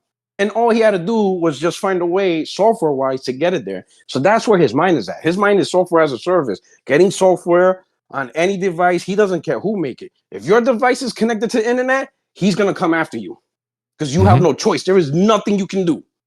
Your device is on the internet. Yep, Windows is going to be there. Guarantee your refrigerator is connected to the internet. Oh yeah, it may natively be running Android, but you best believe you're going to get access to Windows. And that's where his mindset is. So I think if people pay attention to him more than Phil, you're going to see the direction, not just Xbox, but what Microsoft is trying to accomplish as a whole. You know? Yeah. Doesn't matter what you bought. You bought Android. You bought Chrome. Doesn't matter. Is it connected to the internet? Yes. Got you. Right. Windows is there too. Exactly. And that's his mind. Well, I don't listen from a business standpoint. The man ain't wrong, right? I mean, it's yeah. But you know, from a console standpoint and a brand loyalty standpoint, you know that's where you're seeing. I think at the end of the day, them putting their. It's just like everybody else is saying, right? A lot of the other Xbox camps are saying the same thing. Is them putting their games on other platforms just makes them more money. I mean, at the end of the day, they like you said, they don't care about the console war. The CFO, they don't care. The CEO, you said it already, P-Rod. That's 100% accurate. I do want to ask you guys a question. Oh, Brap, if you have a comment, go ahead. Yeah, I was going to say, you know, it's interesting because I see people saying things like, "Oh, well, that's not what they meant. Oh, they only meant after ABK," and it's, I mean, if they only meant, I think it was maybe Porter Rock or someone else said, or maybe it was Craig the tech guy said, like when the rumors were going around about Game Pass going to PlayStation, whatever. Phil came out and said, "Hey, that's actually, we have no plans of doing that." And there's been other instances where they've come out and they've debunked rumors or speculation.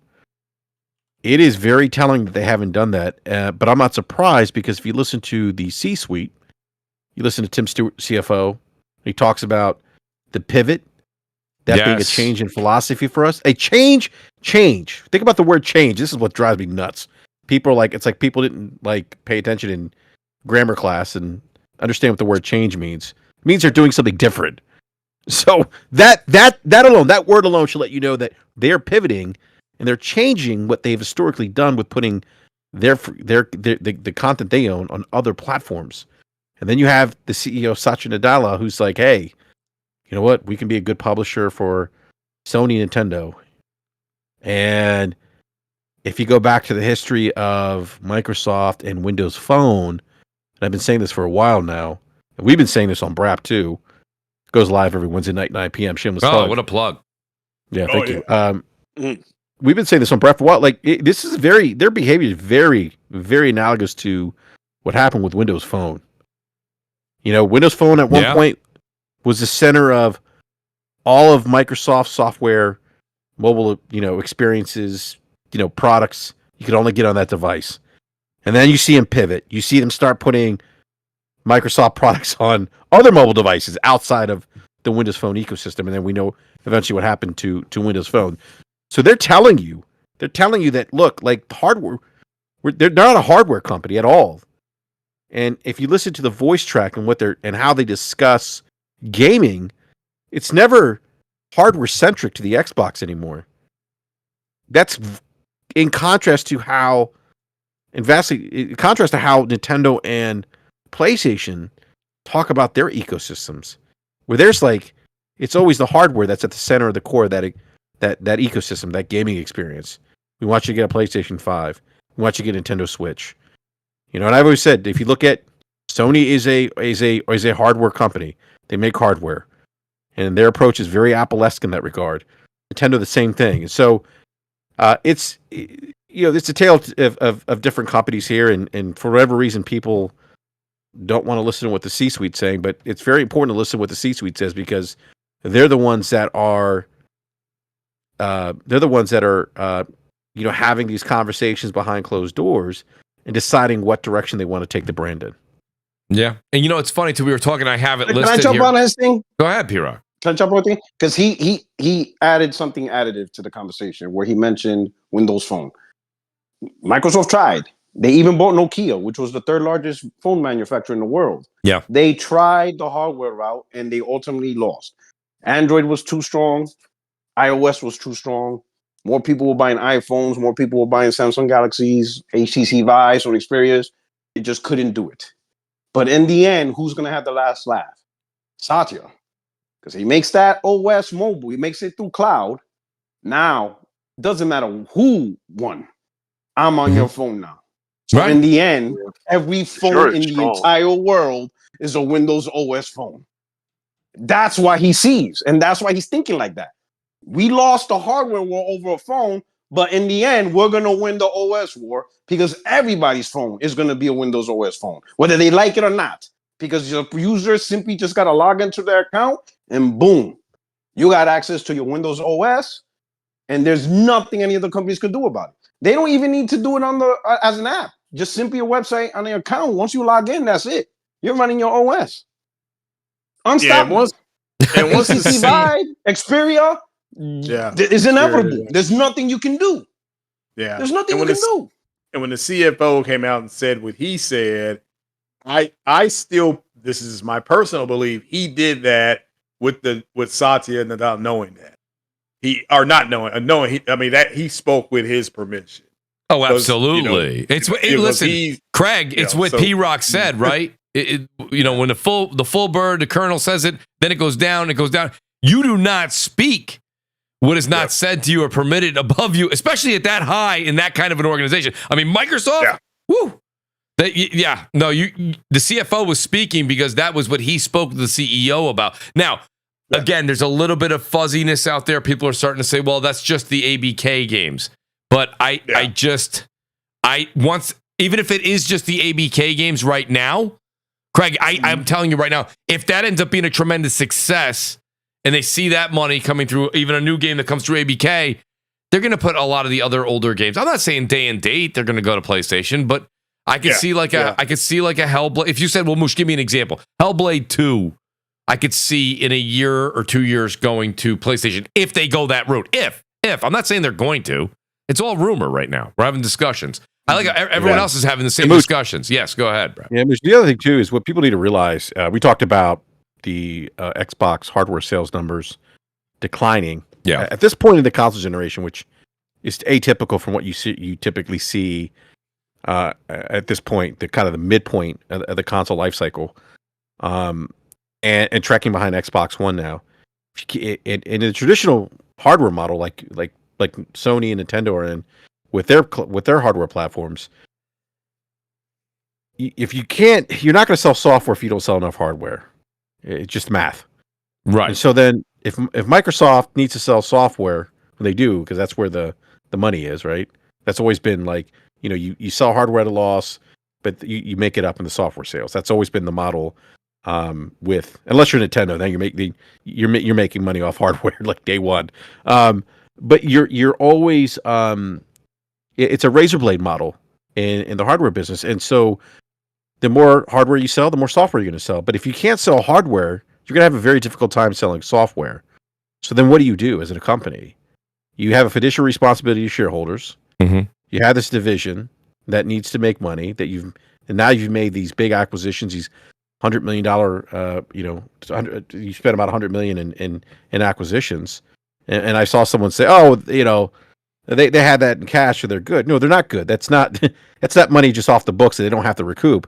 Amy Hood, the CFO of Xbox, would laugh you out the room if you said that to her, by the way.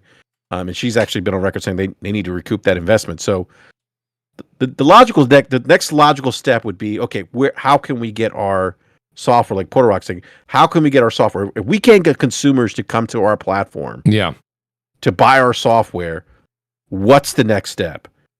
And the obvious next step is going to the consumer. Yeah, bring the software to them. Yeah. And bring your software to them, which is Microsoft's strategy to a T. Yeah. No, it is. It's not a bad thing. It's just a different strategy. It's not. But these guys are so hung up on trying to win an argument or conversation. Look, they will make a lot of money. I think it's smart for them. I think they have big publishers now. Brad. Not to interrupt you. The content creators the console war ends. They're going to lose money. Microsoft will make a lot of money, though. You're right about that. Yeah, I mean, Microsoft. I think I'm excited for what Microsoft's going to do from a publishing perspective. Yeah, because I would imagine this might be the healthiest their gaming division will be when they start putting other games on other platforms. Yeah. I mean, like it's and that's going to fund more game development. That's going to fund getting more games into Game Pass. If you're on the Xbox and you enjoy the Xbox console, that's not going to change your experience. Now, I understand the Well, the idea. so Brap, can I say, Brap, let me ask you a question. And it's a caveat. I'm just saying to your point. Yeah. Okay, you said, but if you enjoy the Xbox and you want to play on that device, that console, your experience won't get ruined. But we're already hearing rumors of them leaving the high powerful hardware and going to a hybrid. So let me ask you a question. The ARM architecture, yes. Right. So in essence, will your experience be affected if this is the route they go and they don't focus on the hardware of the console like Sony and possibly Nintendo are moving forward with in a traditional sense? Yeah, that's going to be interesting to see if the ARM architecture rumors are true, if that actually in fact happens. Tom Warren had tweeted out and then redacted his tweet that when he talked about they're going to put more of their games on other platforms and their next console is going to be based on ARM architecture. That's all you need to know about their future strategy of Xbox. Right. And then he deleted that tweet, so I wonder why he did. Again, I'm not saying that Tom confirmed that the next Xbox is going to be ARM architecture, but if it is, that's not a scenario where we're going to have a situation where they're going to have a powerful console and then kind of like a low end. It's going to be kind of a middle of the road console, and that's going to be a different pivot. And so people are going to have choices to make. Like if that doesn't matter to them and they enjoy the ecosystem enough to stay on board, then they'll stick around. But people want the top best performance in terms of hardware. They may be looking elsewhere potentially, but who knows? I mean, we don't know what the hardware's going to look like. So we'll see. Yeah. No, we really will. I got to ask. So Kofi, we have Kofi here, and we got Craig and Brad. So let's just switch topics quickly. Shout out to the great Jay Bari and Persona who are talking on this week, which gave me the idea to talk about it. Is we've been talking, the PlayStation camp has always been saying, I want multiplayer games. I got to have multiplayer games. Well, Foamstars is coming out. Now, I know a lot of people, maybe a few people chuckle, but Foamstars is coming out February 6th. Not only is it coming out, you can purchase the game, but it's coming out to PS Plus, of course, to try and to grab as many, players as possible. Kofi, I guess my question for you is why the Foamstars hate? I'm seeing a lot of hate out there. A lot of people saying that this isn't the multiplayer I asked for. Is it something where they need to have that? It's always got to be a Call of Duty style type of game to be that multiplayer game or that SOCOM game to come back from the dead and bring that back, which I think they should. But is Foamstars a step in the right direction, or is this going to be another Destruction All-Stars situation? That's a good question, man. I honestly don't think Foamstars is going to be that successful. And it hurts me to say a little bit because, to be honest with you, I kind of like how the gameplay looks. I didn't get to play whatever beta they had, so I can't speak on it much at all. But just in general, I've always liked the idea of Splatoon. It's not something I spent a lot of time with, but if there was something that kind of played like that elsewhere, I'm going to check it out, especially now that it's no additional cost. But is it going to, be a summer hit or, even a spring hit? I do not think so. I still think we're at a point where games that don't cost anything other than the subscription. I mean, yes, you can buy it. I don't know. I feel like we're still at saturation for a new multiplayer game that people just are supposed to jump on and love. I feel like we've seen other things come out recently that just don't hit. They might be visually more appealing than Foamstars, but don't really make an impression in terms of numbers or, anywhere. PlayStation or on Steam. So I hate to be a negative Nancy, but yeah. Did you try Kofi? What'd you think of the game though, Kofi? To be honest with you, I think it looks kind of fun. I know I might be in the minority, but when I see the gameplay in general, I guess I kind of think it looks fun. I won't overhype it. I don't think it's going to be the best thing ever. So Kofi, here's my thing. Okay, so I don't play. I buy them for the family. I have the Splatoons, but I don't think Splatoon looks great. I'm a Warzone nut. Like I play Warzone all the time. Like my point being is that like so Foamstars looks like a running parallel game to Splatoon. Splatoon's a smash hit. So leaving my opinion of like Foamstars is probably not for me, but I don't see where for anyone on the panel that played it during the demo. Is there anything that led you guys to? Maybe no one on I didn't play the demo, but I don't see why this is getting that negative hate when it looks like it could run parallel, maybe even a little behind because Splatoon's a hit to Splatoon. Yeah, from what I've seen, that's what it looks like to me. And but you're right. It's a multiplayer game, but people are because they're spoiled. They're like, well, I wanted the Last of Us factions. I don't want this. And a lot of people need to get over the fact that they're targeting different people in the market. They're not necessarily targeting you. And that's what people can't seem to get over is that they just think they're the only ones who play the games. And kids play the games too. And it's okay to target them. Even with the Rocket League game. I know a lot of adults enjoy Rocket League, but that was targeted to kids. And kids really like that game. So I just think you have a whole lot of that going on. It's a whole lot of faking the baby, meaning that it's not what I want, and I speak for everybody. And it's like, no, you only speak for yourself. That's it. Nobody else. You speak for no one else but yourself. I know. And you may not like Foamstars.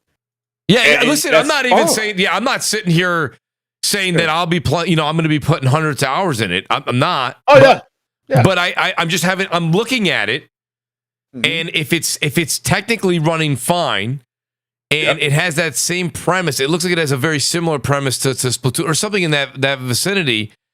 I don't see why it would do. And they're giving it away on PS Plus. Yeah, they're giving it away. Yeah. So I mean, if you said, "Well, Mooch, come on, dude, you got to understand, like." It's going to be a tough audience to find, and it's $70. I'm with you. This is going to be rough. Like good on Splatoon, who charged full price. They are charging $70 for it. They are. I didn't know that. I can let me double check just to make sure. You mean I believe it's for Foamstars, right? Yeah. Let me I just think look that there needs to be a low barrier of entry. I'm fine with the game being more than free. Stop. I want to correct that. I apologize. $30. Oh, okay. That is much more $30 reasonable. And what is Helldivers? Is it 29 or 39? I can't remember. I think it's 40 or 50. Is it 40? Okay. So like I said before, to me, Helldivers is targeting a different audience. It's still it's still online. You still get to put on a headset and call in the B2 and get one-man army. You're going to still run around and do the same thing. But I just think there's a group of people who think everything that, in this case, Sony does should target them. $40 for Helldivers too, Craig. Sorry to interrupt. Okay. All right. Okay. No, you're fine. But it doesn't. It doesn't. It does not. They don't have to appeal to every single. I mean, they know who buys most of their games, but they don't have to target those. I mean, if you want, that's what I don't understand about it. I mean, I love reading Tom Clancy novels. I love it. Been reading them since the 90s. But not all of them are targeting me. There's some similarities, but not all of them are. Some of them are much deeper dives. Some of them you have to like, what does he even mean by that? but those books aren't for me. Like Net Force was terrible. I only read like the first 150 pages. I'm like, this is a bad book. But my friend, he loved it. He's like, man, they need to do another one. He needs to keep writing these. But but they're still Tom Clancy books. But so that's where I'm confused. I'm like, why do these people think they speak for everybody? I hear another podcaster say, grown ass man saying, I just feel. It's just like, yeah, you need to have a masculinity podcast with some of these men because this is what I speak for myself on my podcast. I always go out of the way. I can only speak for me. if you agree with me, great. If you don't, that's fine. You can leave a comment. I'm not going to bite your head off or anything like that. But so they're giving it away, like you said, Mooch. Just like they gave away Stray, the game Stray. Yep. The Remedy And game Stray was a hit. Yeah, it was a hit. The Remedy game Control, the special edition, limited edition, whatever it was, when came out again. That game's not for everybody either. So I named 3 different games going into Plus. That's not for everybody. They target different people because you just don't know what's going to be a gigantic hit and what's going to be a dud. Which call it Callisto Protocol dud didn't hit the way they thought it was going to hit. But Stray, as you just mentioned, what do you think? So Craig, what do you think about Helldivers 2? How's that going to do? That's not in PS Plus. That's going to be a $40 title. What's your take on that? I'm going to try to buy that. It looks like Starship Troopers on steroids. That's what that game looks like to me. It does look like Starship Troopers. It does, and that's fine. I mean, so that's the way I can reference it to anybody who's read that comic or seen those movies. But that's what it looks like to me. And the fact that I guess you can go to different planets, you're going to have different environments. That's intriguing to me anyway, because I like stuff in outer space and sci-fi stuff. So interesting concept. We'll have to wait and see how it goes, and it may not take off automatically. It may be a slow burn, which is fine because once the game comes out, it comes out. And apparently it's not loaded allegedly with microtransactions. Allegedly, it's not loaded with them, so maybe that'll be appealing to some people. Just have to wait and kind of I think the timing of the game coming out is decent. I think it's February 8th, is it? Yeah, February 8th. So February 8th, Valentine's Day. That's it. yeah. Don't forget to ask your better half. Don't forget to ask your better half for Helldivers too. And the Super Bowl somewhere. Yeah, I mean, I definitely think that's true. I do got to say this. So me being the insane Last of Us fan, you guys know that. I don't hide it. I wear it on my sleeve. It's the way it is. I am definitely plunking down the $10 for the remastered Part 2 edition that comes out. I don't know if it's going to be midnight or let's just say tomorrow, Friday, January 19th. A little disappointed here. I mean, you can bring one thing I'm disappointed in is what I loved about Part 1 when it was not a remaster, it was a remake. I played the entire thing through to get the platinum again. Wow. Yeah, you could. I didn't do that, but I played it through just to play it again with different clothes on. Well, that's fine. I mean, you can't be. Yeah, I know. But again, it's different people. We're different people, right? We both enjoyed it. But I don't know how there is a zombie apocalypse and you ain't changing clothes. They find everything else. They find weapons. They find everything else except other clothes to put on. But at least same thing happened with Days Gone.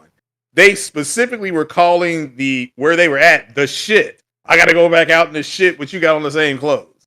So I was just like, you had to at least give my character a change of clothes. But I think on PC they did when they modded it. I think they had different clothes, but come on, man.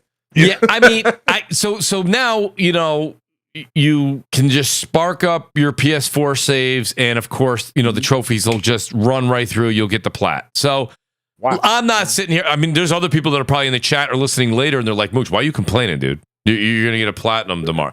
Yeah, but it's like I enjoyed like going through Part 1 again and enjoying and seeing the work that they put in. When they redid the game, like that's fun for me. I enjoy that. I did play through The Last of Us Part 2 twice. To get the platinum, I had to play through it twice. I don't know what the hell I was missing, but I ended up playing. Not that I minded, but I will say The Last of Us Part 2 is a lengthy game. Yes, sir. It is. That's a lengthy game. Yo, I went into that game blind. I didn't even know that you were going to switch perspectives. I had no idea. I did not either. So it was just like, I thought this was close to the end. And there was that one scene that they kept showing over and over again. Do you remember where Ellie is? She's in an area where she's taking on, of course, some renegade camp, and a hand goes over her mouth and pulls her back. And in the commercials, when they do the next cutscene, it was Joel, but that wasn't Joel in the game. Right. Yeah. So they did a good job. They did a couple good jobs of, even though a lot got leaked, not ruining for me. Well, I also avoided the leaks and stuff like that. Yeah, as did I. Yeah, it was kind of hard to avoid the 800-pound elephant in the room, but nonetheless. But yeah, so I mean, the game comes out tomorrow. I'm excited because I want to see what they did. I definitely want to play. But for some reason I have No Way Out in my mind. It's not No Way Out. The roguelike game that's Yeah. I can't remember it now off the top of my head. I apologize. The new mode what is that? Do you guys know what the new mode is? Yeah, I'm gonna put what it's called. New it's mode. Permadeath. The Last of Us 2. Let's see if they actually have it. Of course, no return. No return. That's it. 3 different modes. I said No Way Out. Return. No return. Yeah, no return. So I'm excited to play that. Look, that game alone, that right there alone is worth the 10 for me. I never tell. The same thing you said on your podcast, Craig. I don't do that on this show.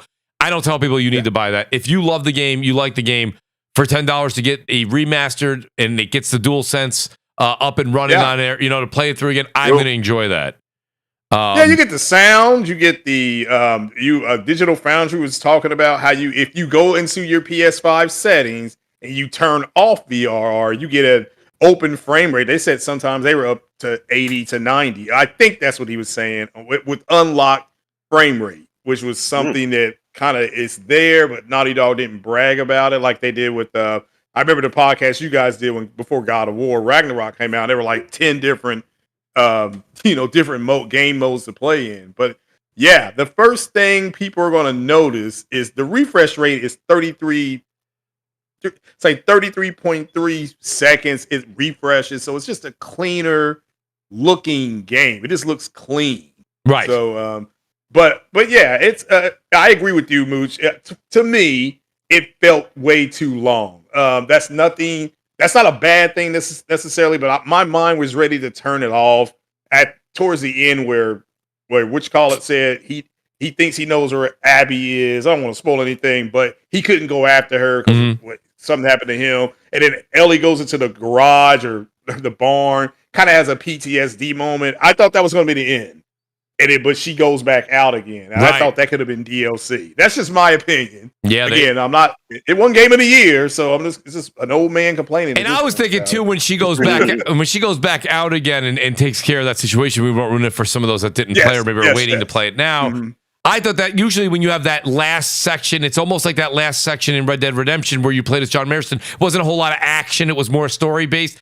There's a huge fight at the end still. Not the ruin. There's a big fight. Yeah. Like it's big enough. Anyways, my point being is just that's a big deal. Like I think that the game is. I think it's a masterpiece. Personally, I really really do. Of course, I loved it. But I love everything zombies. I'm still watching. All the Walking Dead stuff. Like I'm the last guy. I'm the last one. Wow. I'm shocked. Yeah, Jeffrey Dean. What's his face there? Should be Morgan. He should literally just he's in New York too. He should be watching it with me on Sundays. Anybody else watching the Rick and Michonne 6-part series? Supposed to be starting in February. Can't wait. Mr. Tennis goes, Mooch still watching that? I do. I'm still watching it. I don't know. Yeah. I love post-apocalyptic. I love that The Last of Us has an HBO show. Bring more of that stuff on. I remember when everybody goes like, vampires are going to be the new zombies. No, they aren't. No, they're not. No, they're not. They're just not. I'm sorry. I'm sorry. Yes. It's just not. It doesn't ring the same. Yeah, it doesn't ring the same as a good zombie. It really doesn't. Apocalypse. No, I thought the game. I feel the same way. I just said it. Good grief. I believe the game, in my opinion, it was too long. That's not something that's horrible. I just felt like they could have chopped off that one part where she went back out, and that could have been DLC, and that would have sold like hotcakes anyway. But that's just my opinion. If you disagree, that's fine. So it's just it kills me, and it's funny because we don't really have to get into it. I was just going to bring up one of the last topics here that's kind of got me. I'm sorry. Well, no, you're fine, Craig. Honestly, I was going to say Stalker 2. I was going to bring that up as we were talking about some of the Xbox games when P-Rock was here. Yeah. Stalker 2 got delayed again, and listen, this has got to be because of the world events, and yes, absolutely. Yeah, this you know what I mean. This is not on them, but. At the same time, I'm seeing. I was reading a few articles, or what was it, a couple headlines. I should have read more of the article, and it said they were concerned that maybe the game's not going to even come out in September. I think it will. Personally, I think we will see this game. Honestly, this sounds funny, right? The game is rumored to only be 3 months exclusive on the Xbox before it comes to PlayStation. But I was really looking forward to playing that on Xbox this spring. that looks pretty interesting. Yeah, man. I think what they did was they took a game like help me out, guys. The other Russian game. I'm drawing a blank. Metro. Yeah, Metro. Metro. Yep. Metro. And don't get me wrong, I'm sure you guys loved it. From what I understand, the community as a whole seemed to have liked it. I personally didn't care for it too much, but I thought they were going to take what Metro did right and just add a good story to it and make it better. So, because I think Metro did a lot of things right. The story lost me. The environment was good, could have been better. I know the latest installment in the Metro series was good, but the first few just didn't kind of pull me in. So I thought Stalker 2 was going to be that game, and now here we are. We got to wait till September. Again, not bad, but it could have been something that really I think Xbox was looking forward to having on their console this spring. Yeah.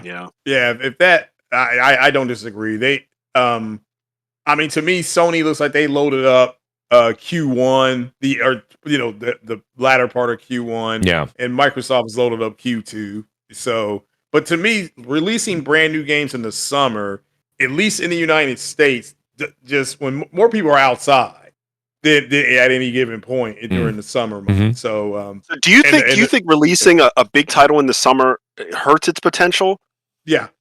Because sometimes I struggle with that. For example, last summer, I'll back up a little bit. Last year, I was very excited for Remnant 2. I know I've brought this up many times. It was originally supposed to come out in September of 2023, and it got pushed forward to July of 2023. And I was like, But this game is like, it charted very well. Yeah. And I feel like because there was a drought, there was, Final Fantasy came out in June, so it wasn't like a full summer drought. But July, it was kind of open. And I thought that the Remnant devs benefited from that. Especially with a friendly price. I don't know. Sometimes I think if you market it correctly, you could take advantage of droughts. That's true. With your titles, I mean, you're not wrong about that. So I don't disagree. I just believe. I almost said it again. I just believe that more people are going to be outside, but it doesn't mean they can't knock it out of the park. Here's the thing, Craig. And I don't blame you for saying what you said, but again, you've been doing this a long time. You've been gaming a long time. That mantra is every year losing its luster. We used to say back in the day, why would you release a game in January, February? People just spent all their money in the holidays. People spend their money differently these days. It's a lot different than it was 15, 20 years ago. So my point being is that if there's a lull, and this is Kofi, this is what I'm picking up what you're saying, and if I'm misinterpreting you, Kofi, tell me I'm wrong. But if there's that lull in gaming somewhere between May and September, and you have a decent game, and you throw that out there, maybe middle July, right? Because I'm using the U.S. as an example here, but Europe and Asia have different holidays as well. 4th of July week, you get a game that people are doing long weekends. You can only be out in the sun and barbecuing for one full day. How much sun and hamburgers can you have? You go in, you start playing a game. I think there's money to be made there, and I think that the companies realize there's no break anymore. If Remnant 2, in my opinion, had released late September like they originally planned, I don't think they would have had nearly as good of sales because it was a jam-packed October right after that. So they wouldn't have had that long tail through August and a title now that was like, I mean, Remnant 1 sold decent. Remnant 2 was like, I'm pretty sure it was top 15 overall. By the way, shout out to Kofi, who was on the show a while back, and he said, Mooch, you got to play Remnant 2. Now, listen, it's a slow burn for me. I'm just having fun with it, but I play it every other day or so. I put a couple hours into it. I'm actually having a blast, dude. What a great game. It's so addictive. Dude, it's so good. If you haven't played Remnant 2, go play it. It is the best co-op soul shooter you will ever encounter.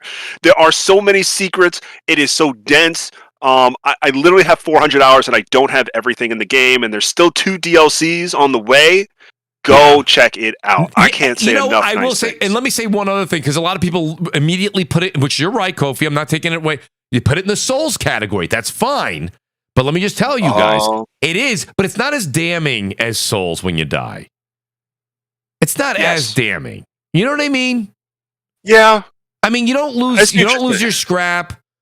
You do have to face enemies again, but I don't know. That's true. That's true. Losing your souls, in Dark Souls types of games, and maybe not being able to go back to get them before you die a second time, That's a lot of the times that people say, I tried Souls games, I can't get around it. This game doesn't do that to you. That's true. You know what I mean? Scrap. Yeah, so, because I think the scrap is like what is it? Because there's no real penalty for dying, except do it again. Yeah, do it again. Right? I mean, maybe for some that's bad. Maybe for some that's bad, but sorry, I grew up in an era where you put a new game in and you had 3 lives. You're right. Right? You're right. You plunked you had plunked some quarters in there. You got 3 chances. I had 3 lives to get through an entire game. So I got news for you guys. If you say I have infinite lives and I just have to play on a hard difficulty over and over again, that's my job as a gamer. I will play through that. I have no problem with that. So, yeah, coming from a different era there. But, no, it's good to sometimes just sit here and talk some games with you guys. The great Kofi got me into Remnant 2. As well, I got to give credit where credit's due. Kofi was on the show and really pushed me into the game. But I got to give credit to also the great Slow-Mo Backslap, the great Ash and Luca, and as well, Gaming Forte. Those guys talked about it nonstop, and I talked to them as well on Twitter about it. And they got me into it as well. So I have to give credit where credit's due. But Kofi was on the show and he goes, Mooch, do me a favor. Play the damn game. He said, just play it. So I did. And I'm telling you, I really am enjoying it. Again, a slow burn. I've had a couple of great people in the community see me playing Kofi. And they're like, yo, Mooch, you mind if I jump in and play? And I'm, you know what? It's fun. You know me, usually I don't like when somebody jumps in and they're level 7,000 and I'm level 7. You know, I don't usually care for that. But I got to be honest with you guys. It's not bad. When someone comes in, the game scales it down, of course, to the host, which it's me.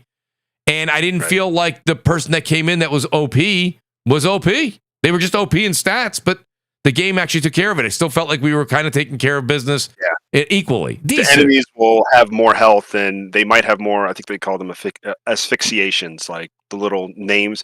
So for people who don't know, for bosses you encounter, there can be random skills that they have based on your randomization of your run. So they might have a skill, for example, that if you roll, there's this pool of energy that will appear near you that just does damage. And it does, I'm thinking like on the harder levels, it'll wipe you out. So you basically cannot roll dodge. And, things like that can break a team.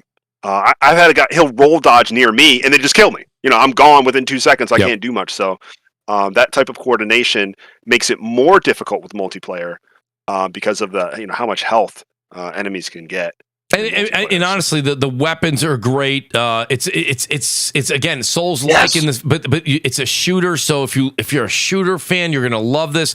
The music, the environment, it's just it's an overall all around outstanding piece of property there. That's just it's worth your time, guys. Like I mean, unless you say I just hate. I hate shoot 'em ups and I hate, Souls-like games, but it's not, again, Soul-like. It is, but it isn't. So I think it's a lot more lenient out there. So don't let that term, kind of deter you. I do think it's a great game, but Kofi, we still have to meet up and jam out in that game a bit. Yeah, and there's rumors of crossplay for people who are playing on PC or Xbox, so maybe we'll be able to link up. That would be very cool as well, because I was on the fence and I ended up buying on PlayStation because I'm on this trophy kick, and I said, well, if I'm going to play through a game, I don't care if it takes me a while, I'm going to end up, because I'm slow burning Remnant 2, and I'm slow burning Alan Wake 2. I'm about 65% through.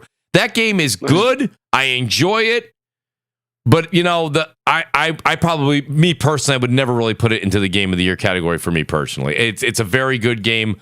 Sam Lake's writing and his mind and his creative genius is only second to Ken Levine. He's outstanding, but to be honest with you, I don't think it's game of the year conversation, but it is what it is. That's a different conversation, a whole other podcast. I will say this much: I kept the great Kofi was out doing things. He says, "Mooch, you guys still podcasting?" I said, "Absolutely." He goes, "I'll be right there." A guy comes on out of nowhere. I love it. I love having the impromptu. I know a couple people had to leave early. And it's difficult. It's difficult because every week on the show, because some people were like, Mooch, a couple guys had to leave early. They do. My podcast is pretty much mainly guests. So, to get guests, 6-7 guests a week is, they can stay. Sometimes they can stay 2 hours. Sometimes they stay 3 hours. Sometimes they can only stay for 45 minutes or an hour. I'm gracious to get any time I can get with these great gamers that are in our community and come in and share their opinions on this week's topics and gaming news.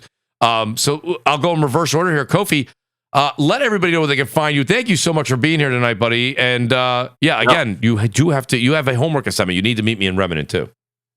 Absolutely. I cannot wait to do that. And yeah, I know that new DLC. I bet that new DLC will be out before March 1st. That's just my feelings based on the November release of the last DLC. But yes, you can find me on Twitter at creative_Kofi. I recently, somewhat recently, posted a review of the new Falcom East 10 that came out in Japan last October. I thought it was fantastic, so I put a little, monologue about it there. And I'll be importing something else. Who knows what it'll be, but you can catch me on there and hopefully here soon. Awesome, Kofi. Thanks for being here. And honestly, I got to say thanks also to Craig, tech guy. You guys know Messiah of Xbox. Craig, honestly, really enjoying your time on the show, man. Love your takes. Love your takes on Twitter as well. Subscribe to your channel. Check it out. A lot of your footage and what you're doing, the work you're doing. Keep up what you're doing, man, too, Craig. And hopefully you don't mind. I'm going to be getting you on the show a little bit more often if you have availability on Thursday nights. Really like your takes and your contributions to the community, buddy. So let people know where they can find you. Thanks for being here tonight.